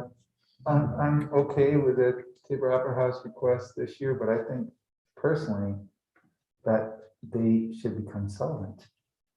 And that, in fact, the cost, Not next not year. next year, I'm saying in the future, they should become solvent. And so hopefully those requests, maybe not this year, obviously not, maybe not next year, but it should probably go down as they're able to have more, actual events at Tabor Opera House. paid for. I don't think events are the answer personally. I think the answer are donors. I think the answer is what they do at the at the Central City Opera, the Teller House. They have built, it's taken them since 1937. They have built a donor base that should be the envy of everybody in Colorado. And they have been extremely successful. It takes time. And you have to put on the kinds of events that really, resonate with those donors. So they like to be wined and dined. Tracy? I am a big supporter of the Tabor Opera House, and they did say at the in-person tour we had last month that at $50,000, they simply weren't able to attract the right executive director to take on this project. And that, spoke back to talking about salaries and underpaying. And as Tim said, it's a huge project and it requires somebody with some professional background. And I do hope that we can find another way to create a sustainable funding source for them. Whether it's a sales tax increase or they're capable of creating a donor base or whatever. But at this point, with COVID for 2 years and the rehab going on, I just think that that's a reasonable amount to, Thank you. yeah. Dana? Yeah, I'm in favor of it. I agree that with Tim, that they have just done an amazing, consistent job in progressing with the restoration of this building. I think another consideration that sort of pushes me in the direction of approval is that the city owns this building. And so the success of it is really in our hands. And I would like to enable the people who are in charge of the renovation and in charge of operations I just want to enable them to be successful because, this is the crown jewel of our downtown. And I really feel that its success or its failure, falls heavily on our shoulders as a city. Thank you. Jane, what are your thoughts? Well, I think everybody knows how I feel about the Opera House. What I'm hearing council say are things that we've been talking about the last 3 years.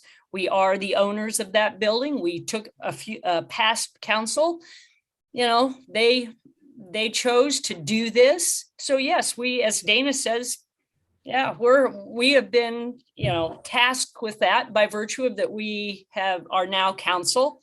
Subsequent to the council that approved it. They raised $1.3 million. And if you haven't been by that building, it looks fabulous.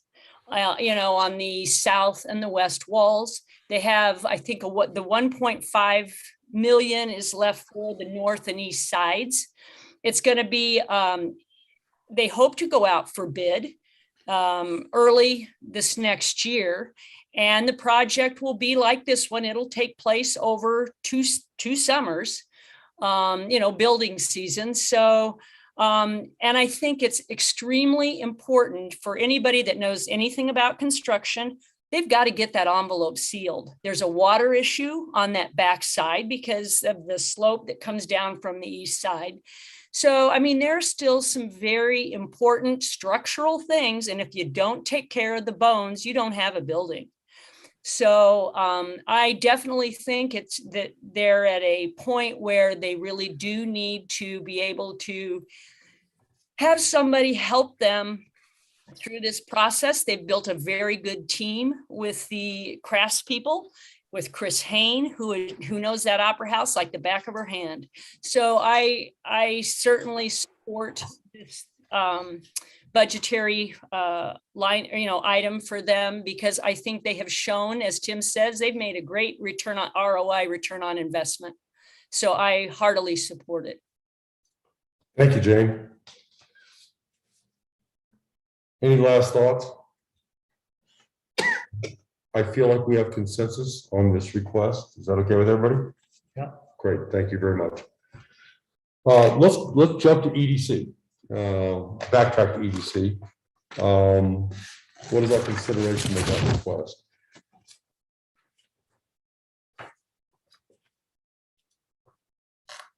I'm for it. I think I've already made my feelings known on that. And some of this is,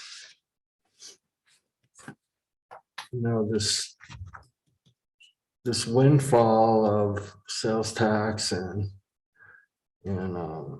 having more revenue is a result of being successful. And when you're successful, you have to be able to handle or deal with your successes. Right? Just as if when you have failures, you have to deal with your failures. And I think as we are more successful, that the EDC's role becomes bigger in being able to handle these successes. So I don't have a problem Okay, giving them that request of 37.5. thank you. Jane?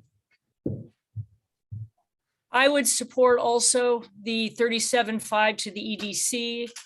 Listening to Marla's presentation this evening, I think they're taking a very strategic approach to business and growing business in Leadville, because we have challenges that Breckenridge, Frisco, Vale, we have different challenges here in Leadville. And I think they have really, or are really honing down the way to strategize and get, the right businesses to Leadville, which will help us as a community grow. They're getting to know the community and what the community feels that we need to have to be successful as a small rural town in the mountains. So I feel that they are a value to the community. So I would support the EDC as well. Thank you. Max? I support the request. I just, once again, want to make sure it's a sustainable request year after year. If you went from $5,000 3 or 4 years ago, which I think was a little too small, to 24,000 to 37,000. I'm just wondering when will it kind of top out somewhere to our wages? It's like when will their request not grow as it's not necessarily exponential, but Lower rate. Yeah, at a lower rate of growth. So I support this year, and that if I see it again next year, I might not be as supportive. Thank you very much.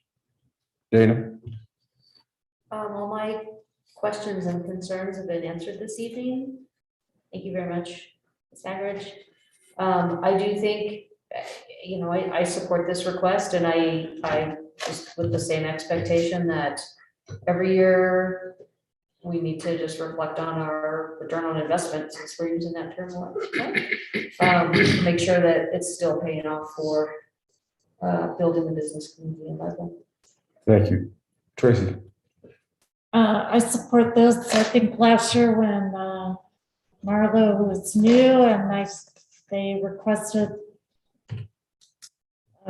their 24,000 last year, I said, we want to see some results. And I think we've seen that, and it's a good return on our investment. Great. I would say one of the reasons I support it is I take a great deal of pride in our city. And when I drive downtown and there are empty storefronts, that bothers me. And I think the EDC works hard at bringing people to those storefronts. Now, sometimes they're not available. For instance, the project at 311, 313, they've stalled in their progress to get that ready for commerce. But anytime there's a storefront that's available and it gets filled, that makes me happy. So. Well, on another note, the way our downtown is improving, I'm not sure that anyone's going to want any of our URA money. So. Yeah, it is. They're just going ahead and doing it without our help. So. That is very interesting. Yeah, they can apply retroactively. Oh, they can? Yes, they can. And we will be at our URA meeting on Thursday looking at the application for URA, which Leadville Outdoors has asked for. Oh, okay. They are very interested in availing themselves of that if they could possibly get it in advance. But I have checked with the attorney. It's absolutely okay to commit future TIF funds based on a 25-year projection that they can take to a syndicate, a bank for syndication. So, but I digress. As usual. We have a couple other things here. The Lake County Community Fund grant. This is $9,000. I think last year they did about $24,000 in grants, including our 9,000. And they do a grant funding mechanism. We used to do it, and we handed it off to them about 3 years ago. So we've stayed at 9,000 for several years. If we're okay with that, unless somebody has an objection, we can move on. The housing, we've been anticipating at $8,000 a year to help offset the cost of the housing facilitator at Older Generation. That has been Christy Galarza. It could be that when they have a housing director, that that $8,000, could be then, going towards that person's salary. But that's been the purpose of that for the last few years. If 2A passes, would we maybe not spend this 8,000 or? It's actually a really good question. If 2A passes, now we would have an obligation to help fund that director, because the IGA we're working on with the county is a third city, a third county, and a third from the fund, from this fund. Okay. And the answer is maybe not. Okay. I hadn't really thought about that. Yeah. Next up, Ski Joring. We have a request from Ski Joring, which he's put in writing in our packet, asking us if we would offset the cost of the video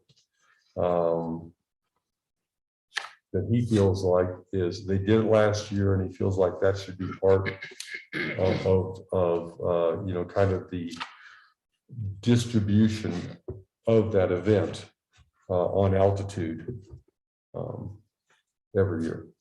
I'm just wondering, don't you usually offset that cost with advertising? I think Ski Joring's pretty weird, because they pay these competitors actually a lot of money. And so I think they offset that with the advertisers at the event. But now you're getting advertising dollars from the production too, right? I mean, I don't know how television works, but. You pay to put things on TV. They don't pay you. Well, it looks like they also did some in-kind trades with housing the crew and feeding them in exchange for an ad. That's not part of the 6,000. We've never done a lot, never done anything actually directly financial for Ski Joring. We've certainly supplied them with help, street department, getting the snow on the course, getting the snow off the course, signage, things like that. We've never actually financially participated in Ski Joring. So, I mean, I guess we're talking about return on investment. Are we gonna see that with this $6,000? if it's on Altitude Network, the answer is maybe. I don't know how you'd measure that. Does that get people to show up at Ski Joring the following year? Or just be a commercial for what though? It looks like the 6,000 was actually for the production cost, not the broadcasting cost. Yeah. What does everybody think? Do they think this is money worth being spent? I think it's great. You think it's great? I just think it's great. Okay. I think they should film the Nordic knockout event as well. I think that would get more. The sprints. Yeah, the sprints. Did they have them last year? No. No, but it'd be great if they did. That's fun. They're on the calendar for this year. That's funny. Jane, thoughts? I do think that the ski joring is nice for our businesses in March. You know, kind of kicks off March Madness with good weather, hopefully good ski weather, you know, bluebird skies, sunny days, soft snow. So I do think that it is helpful for our winter business to kick that month off. So I would support it. Tracy? I like it. I think it's a cheaper commercial for Little. Just go. I think $6,000 to ski touring is probably gonna have good return on investment if they want to use it for film production. If that's what they feel is the best use, fine. If they had a different use, I'd probably be okay with it too. Just because I do think it's a pretty incredible community event and generates a lot of tourism, a lot of revenue. So I'm inclined to support it. I felt the same way you did. Let's just donate $6,000 to ski touring and let them use it as they see fit. Yeah. Do I really care if it's on Altitude Network? Is there a return on that investment? I have no idea. If they want to use it for that, great. But I don't know that that's important to me. I think what is important to me, to Cisco's point, is this is it's really probably second place in the two major events we have every year, especially in terms of exposure for the city. So I really like ski touring and I'd like to support it, and $6,000 seems like a pretty minimal investment. Anybody else? I mean, I guess I would be okay with it for specifically broadcasting it. I don't think I would be in favor of just do whatever you want. That kind of opens the door for Boom Days Committee and every other event. That's town actually a coming pretty in good and say, point. well, you do this for them, well, I can't do it for us. We could do whatever we want with it. That's an excellent point. Okay, it will be earmarked for broadcasting. How's Well, that? it's production. Production, yes. Production. Could spend it on some downhill transitions off of those jumps and probably save a few knee surgeries.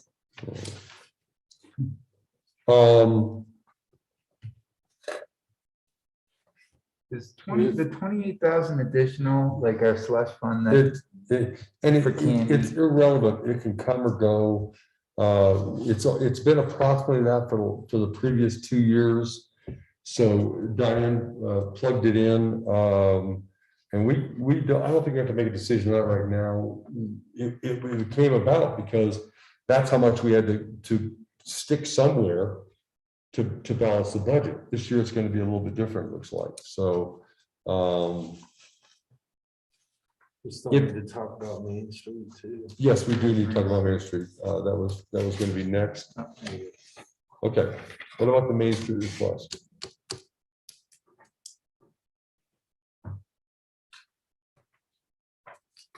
What were we? it is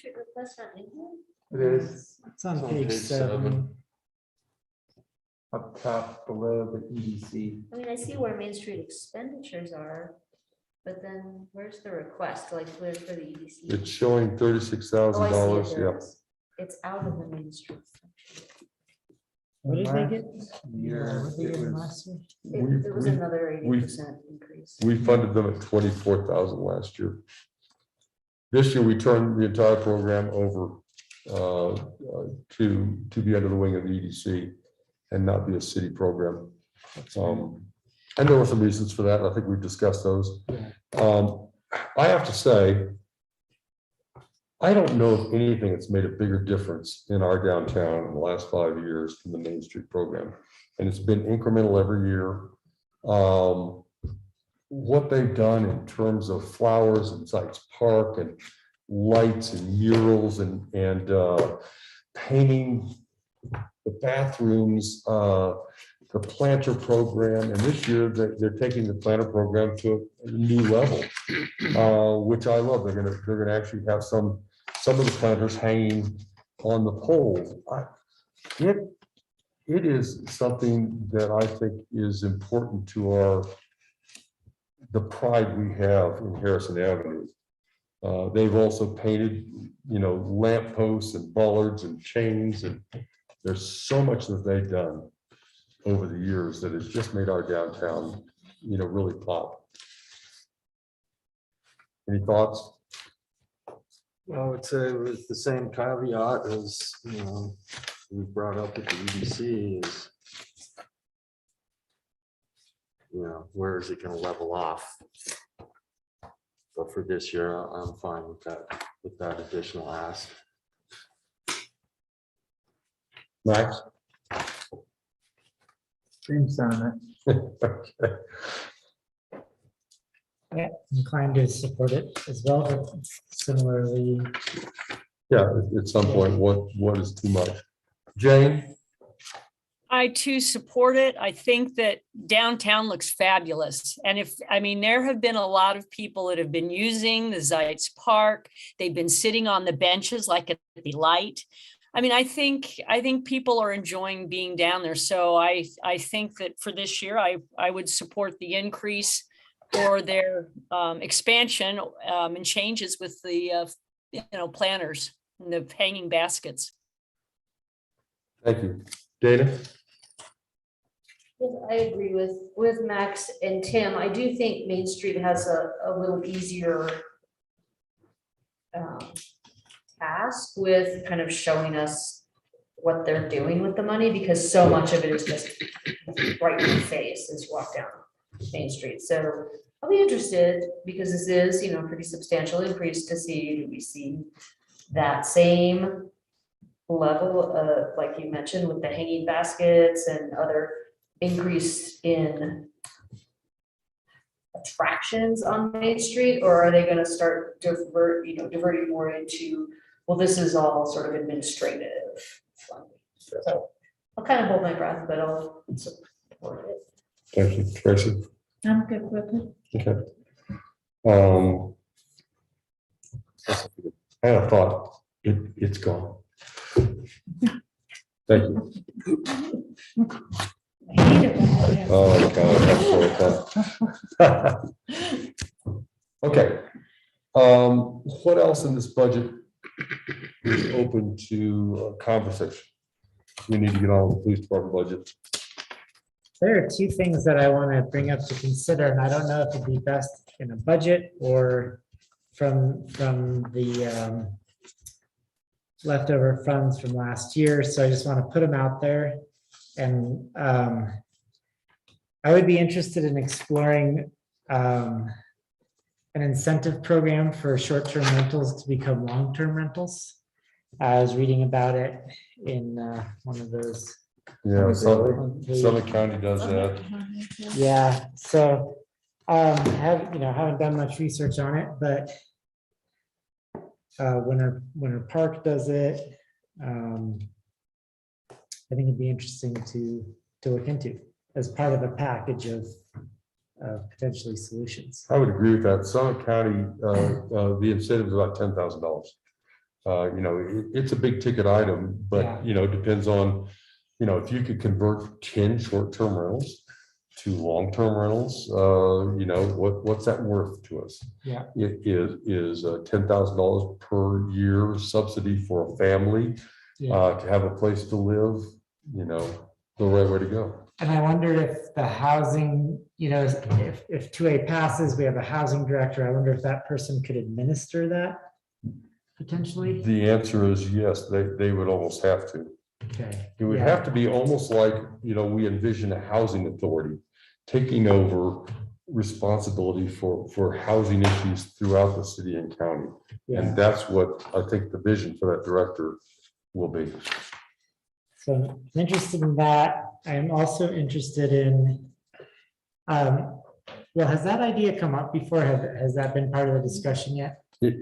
Well, not in city council. It's been discussion in housing coalition. The other thing I'm interested in is I know these historic preservation requirements are quite a burden on especially residential, probably commercial too. I'm curious if there are any models around grants for residential to preserve, the old shed that they want to tear down because they can't afford to maintain it. Has that ever been part of a conversation, or has anyone seen models like that? Not that I'm aware of. it's an interesting, idea. They do get a tax credit, a state tax credit. They have to apply for it, and they have to apply to RHBC, and then RHBC okays it and sends it to the state. Several people in town have actually used that, as an incentive for remodeling their house, as an example, the outside of their house. And they can claim the tax credits for roofs, paint, siding, windows, a lot of different things that the state will. Would that only benefit benefit you if you had a tax liability? Yes. Yeah, if you don't pay taxes, then chances are it's not going to help you at all. Yeah. And you have to be coming from a pretty good cash situation to really take advantage of that. Yeah, that's my impression of tax credits, but yeah, I don't know. Is there any excitement or interest around this? In terms of the city funding possible incentives for historic preservation, Yeah, hadn't really thought about it. But I do think, if we have a housing director, that's something that engenders that conversation around, how do we affect housing overall? yeah. And in our national overlay district, how can we affect housing in the overlay district in a positive way? When you're right, the expense is greater of trying to do the things that people would like to do. I think we'll continue to get, people who want to tear down their sheds because. We have a COA this afternoon on exactly that. And the Historic Preservation Commission agreed to allow someone to tear down a shed. It's falling down right now. Yeah. And so. With some of these shed situations, it's just, some of these things are piles of wood Yeah, and they need to go. and I do. And there needs to be investment and replace it with something appropriate. Is there any way we can control what they're replacing it with?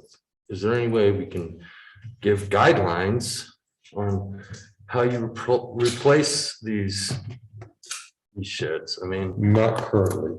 Some of this is, it seems to me like there's a fine line in this town, especially with the residential, like Cisco said, between historic preservation and perpetuation of light. I mean, That's really well put. quite frankly, some of this stuff needs to go. Yep. So we need to figure that out. Maybe maybe we can have that discussion when we talk about the 6-month rule. Right, I think it's a good conversation. I have to tell you, when I go around Leadville, especially down the alleys, I love all these old sheds.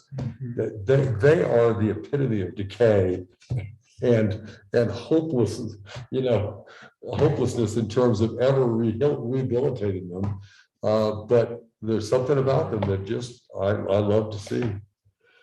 You like Shedville, don't you? I do. Shedville? Yeah. I think going down the alleyways, you go back in time about 100 years. Yeah, I would agree.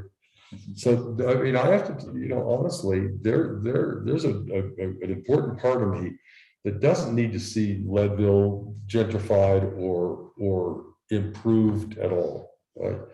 I'm okay with it, and it's not my job to say, let's ignore it, but Well, people still, well, I think, appropriate investment is needed. And I think people have the right to do that for their properties. Why do they need to live with a shed that's fallen down in their backyard? they don't, but we do have some control mechanisms in place to at least give the city a say-so in that.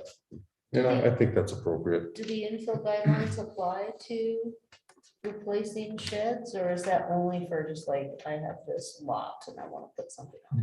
They do not apply, especially if the shed is under 200 square feet, then there is not even a permit required.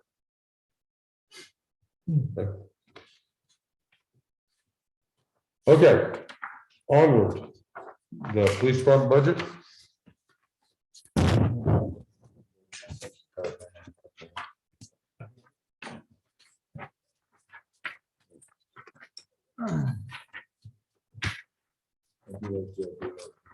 Chief, any highlights? Yeah, I think people are passionate about that one, for sure. We're gonna spend a fair amount of money on training 2022. Would you kind of explain why we have that $50,000 in there? Yeah, there's more people currently in the hiring process. And I don't wanna lose them. So we want to get them on board. Give them some additional thought to the Guardian proposal that I spoke about earlier. Just gonna add those duties to our existing community service officer position. And so these 4 people that are going to be hired are going to be hired at our, basically our entry level training wage. We have to capture them. I can't chain them up in the basement, so it would be nice and get them on board working. Provide them a level of training that will enable them to go out in the community and take reports, and take some of the load off of our sworn officers as well as the sheriff's department. And give them a pretty stout pre-academy curriculum to prepare them for their academy. So they can have their feet running. So that's why I think it's in the interest to get them on board, get the training, get out there, provide a service to the community, and start training them for the academy. If there's any bumps in the road, better to find that out now before we shell out and go to the academy. We can't shoot hard. They don't like the job, something like that. Well, that's the thought process behind it.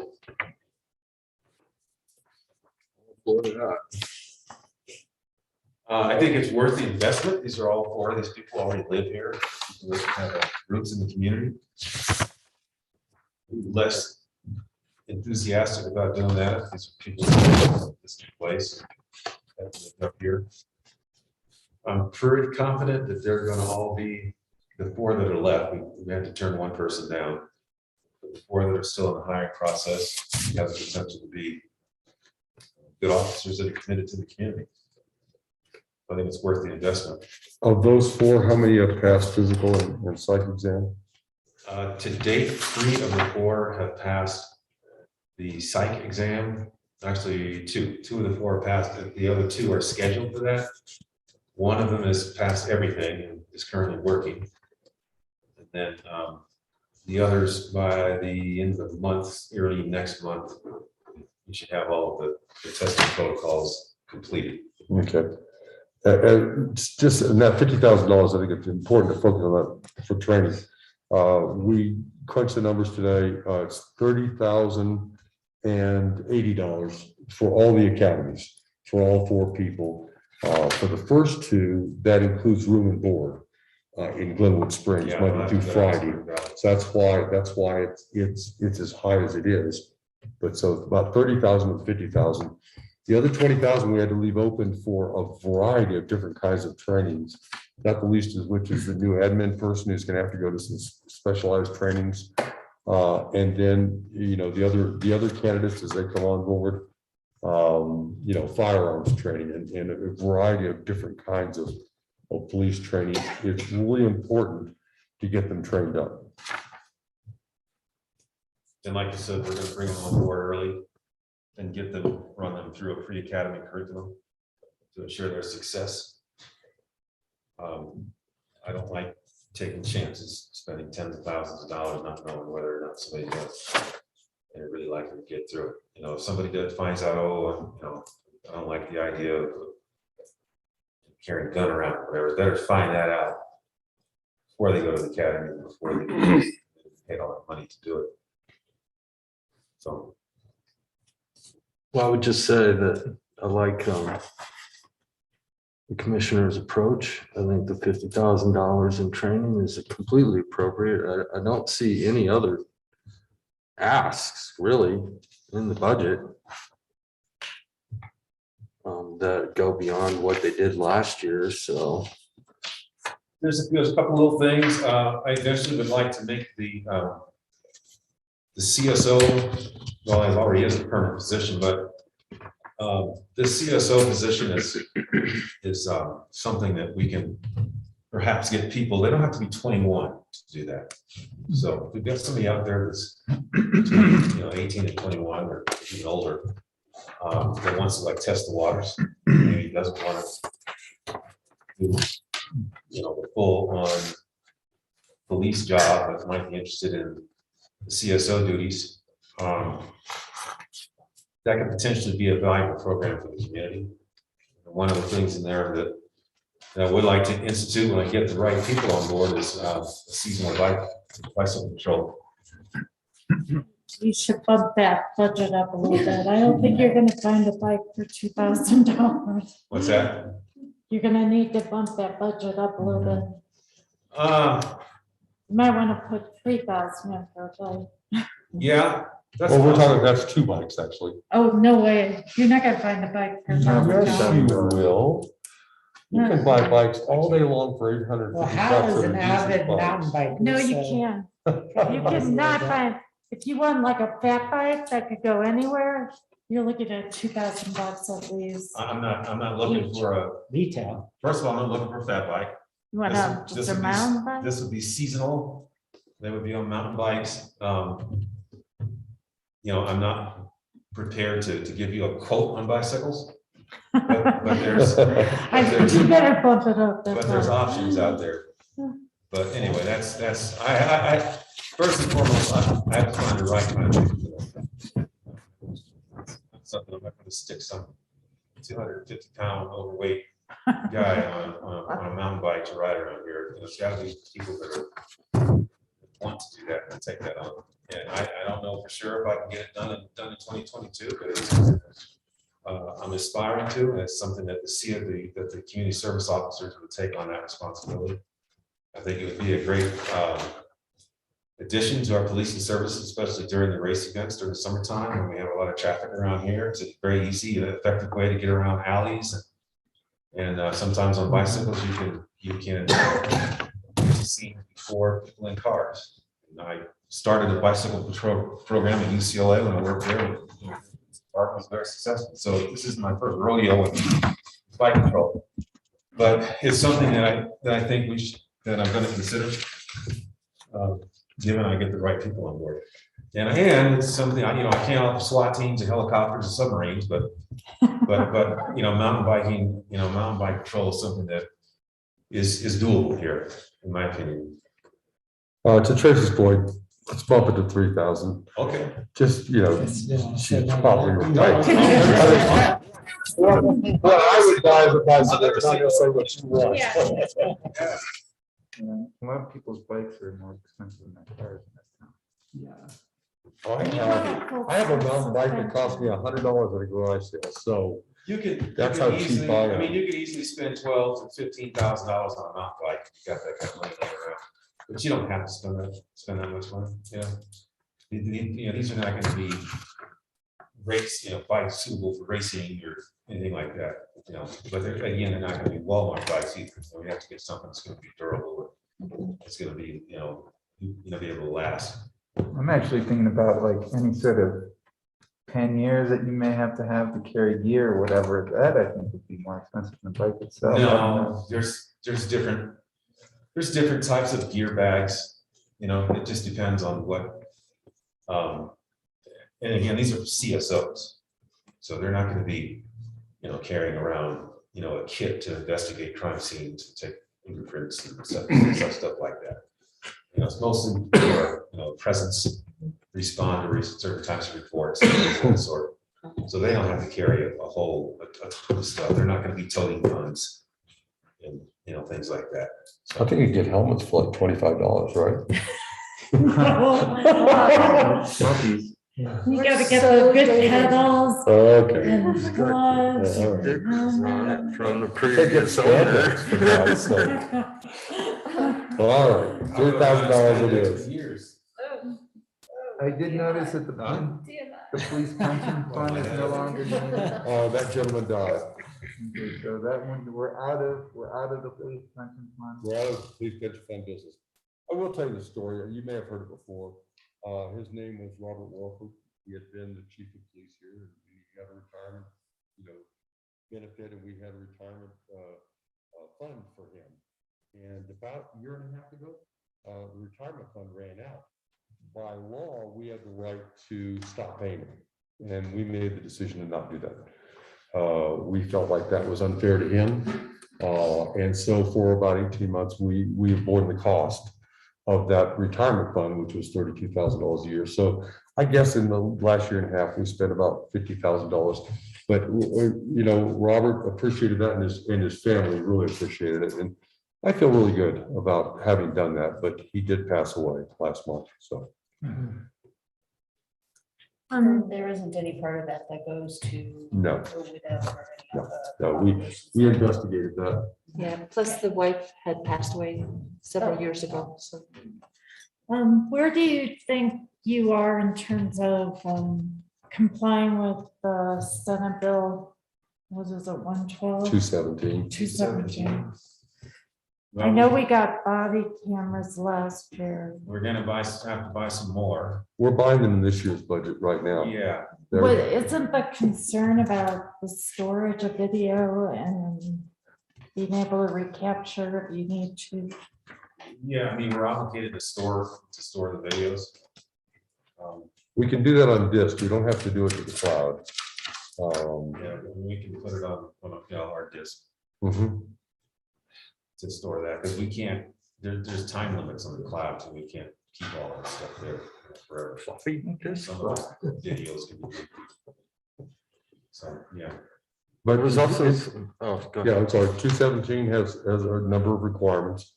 But most of them are not very financially onerous. One is obviously the reporting, of contacts with the public.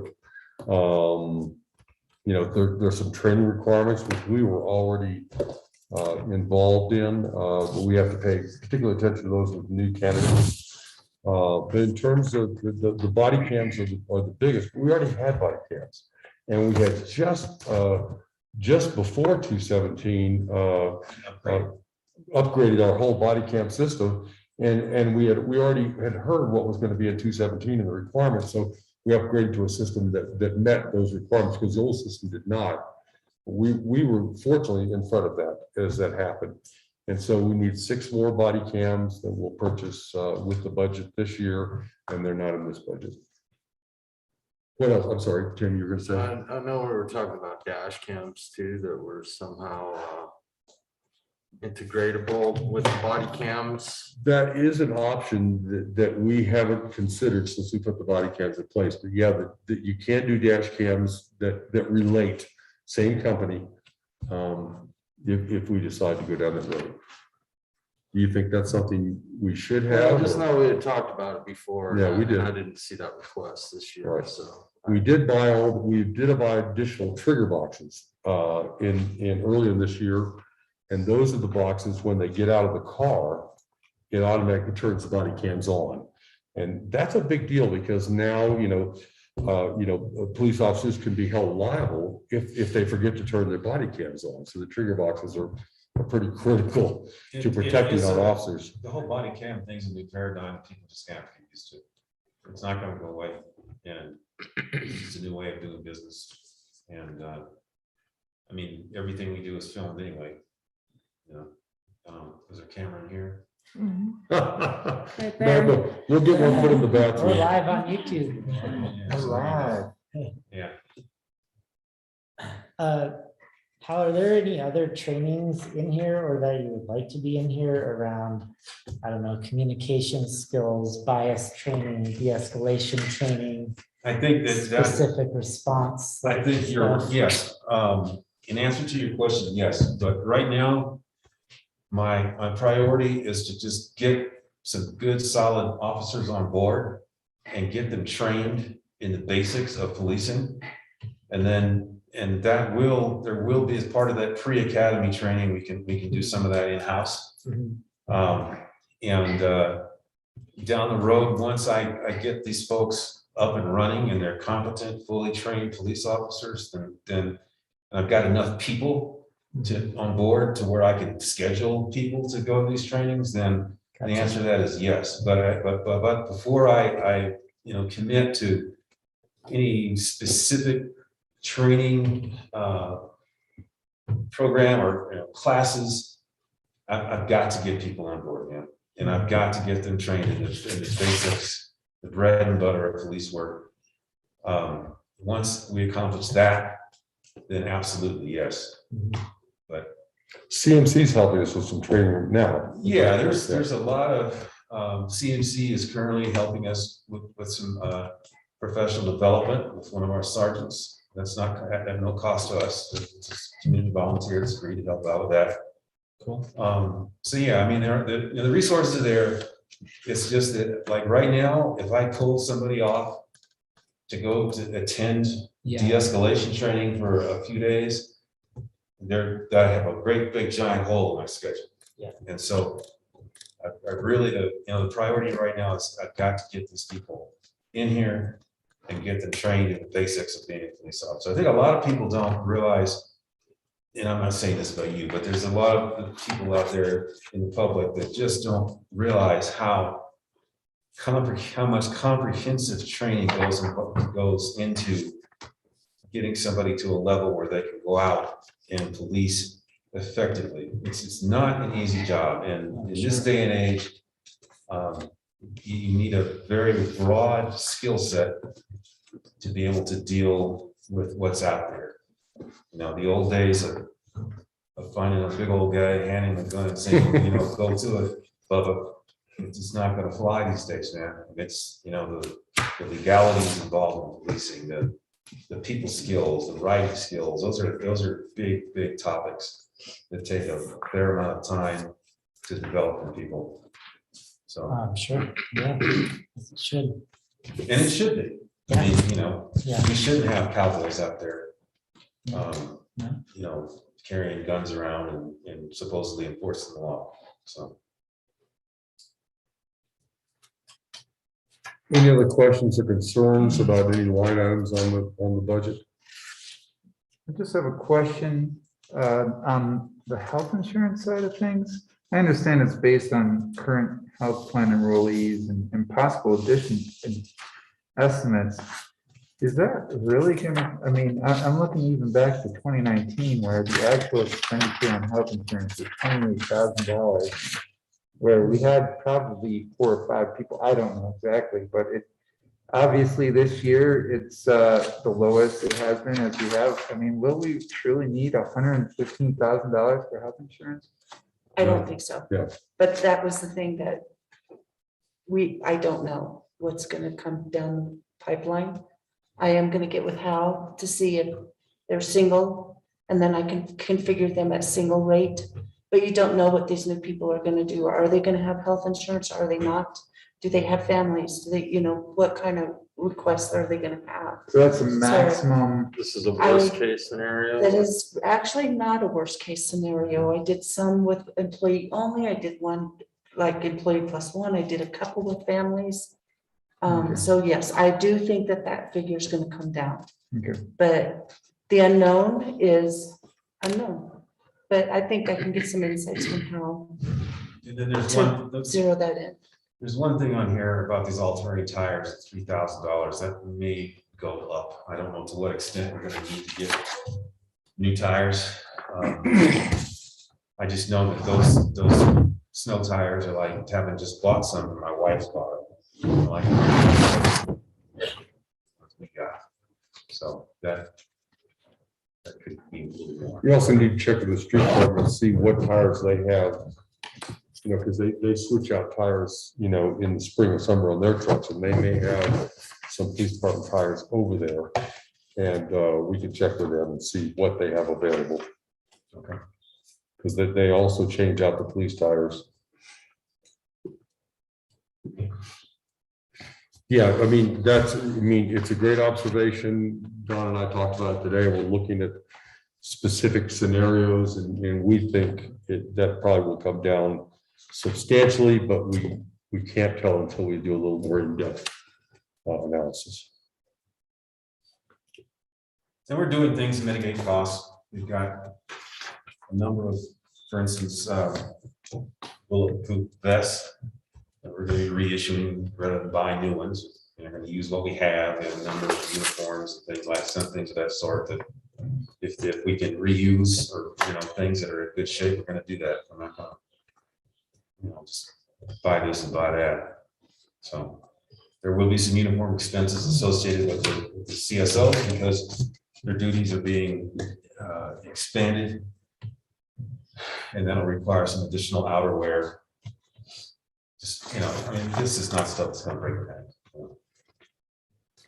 I see we don't have any prisoner transport costs. Is that because those go somewhere else? We haven't had any ever. Oh. And we stuck something in there every year and it doesn't happen. And what Hal and I talked about today was, we can only budget for what we know. If the sheriff comes to me in January and says, oh, by the way, we're going to start charging you for prison transport, I'm going to say, you needed to let me know before we did a budget. Don't know how else to put it. So that's where I am on that. We have plugged those costs in. It doesn't make any sense unless somebody comes to me and says, we need you to budget this, and then I will. But it's a non-item right now.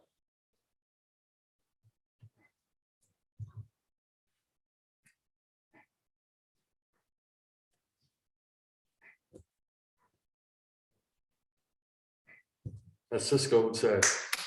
I'm just waiting for everybody to think. Just for the record, that doesn't mean hurry up. No, congratulations. Way to go. Okay, you can. Get to it. Come on. Okay.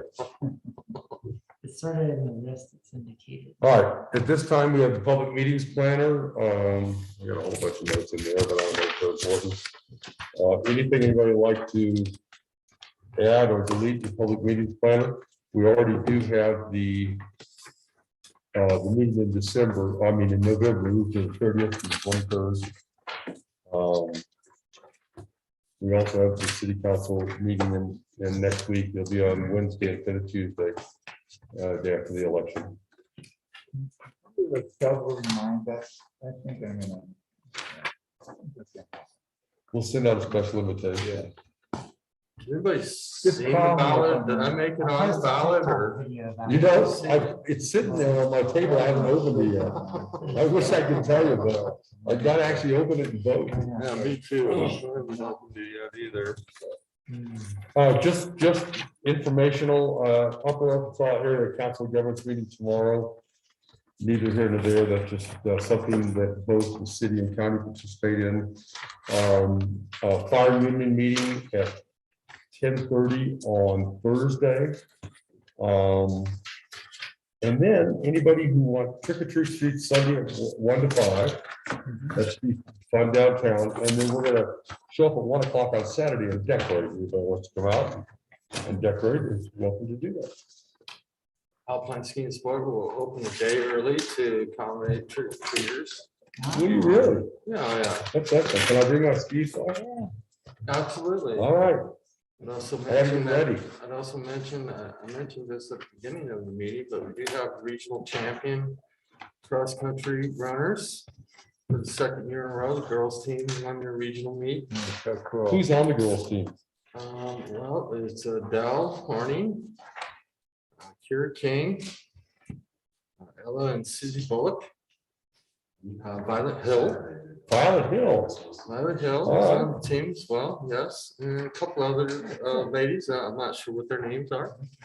But their state meet is this weekend and they've got a pretty strong chance.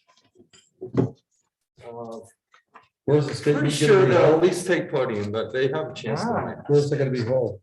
Colorado Springs. Yellowstone Twins also. Work on it. The bulk. Well, twins, but then there's also the Olsen twins. Oh, is there another set of twins? Okay. But at Mountain Bike State, we have in our freshman girls, we have bullet twins. Crested Butte has in their freshman boys bullet twins. But they have another set of twins, so we're like pressuring the Olsen twins. To keep up with that. I just want to add that on November the 9th, we have a city council meeting at 6, but the rec department is having their open house at the 6th Street gym, and this is for their rec study that they're working on.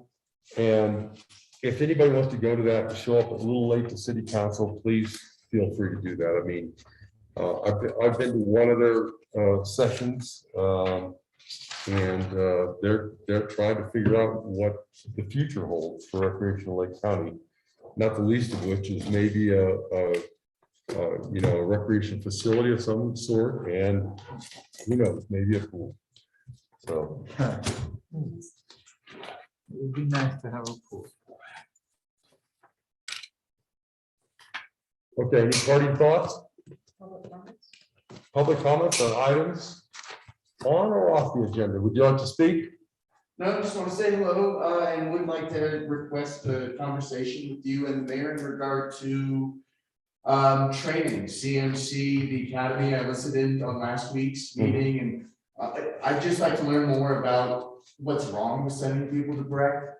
You know, how we can improve the whole situation, only because I've connected to some people that might really be able to help, especially in the day and age of COVID and all that, so. Greg Tucker, it's not about Breck. The problem is that the first academy is in Glenwood Springs. Okay. See, the CMC CLEA, Colorado Law Enforcement Training Academy. They only have a certain number of academies each year. Right. They split. Correct. Bring that. Okay. I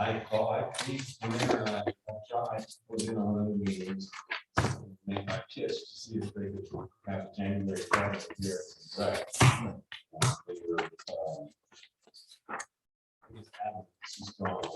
they were very committed to the plan. Okay. I mean, if private sector could put something together for a pretty good price, I mean, I'd like to talk about that to see if it's possible, because there may be potential if we need something ASAP. We do need something ASAP. Yeah. The answer is absolutely. Let's, can we have a greater conversation offline? Yeah. Maybe before we start really. Yeah, yeah, Okay. yeah. We're open to any and all suggestions. Oh, yeah. Okay. All right. Well, that's fine. Tomorrow's fine. I'll be in contact. All right. Thank you all. How do you do that? I can't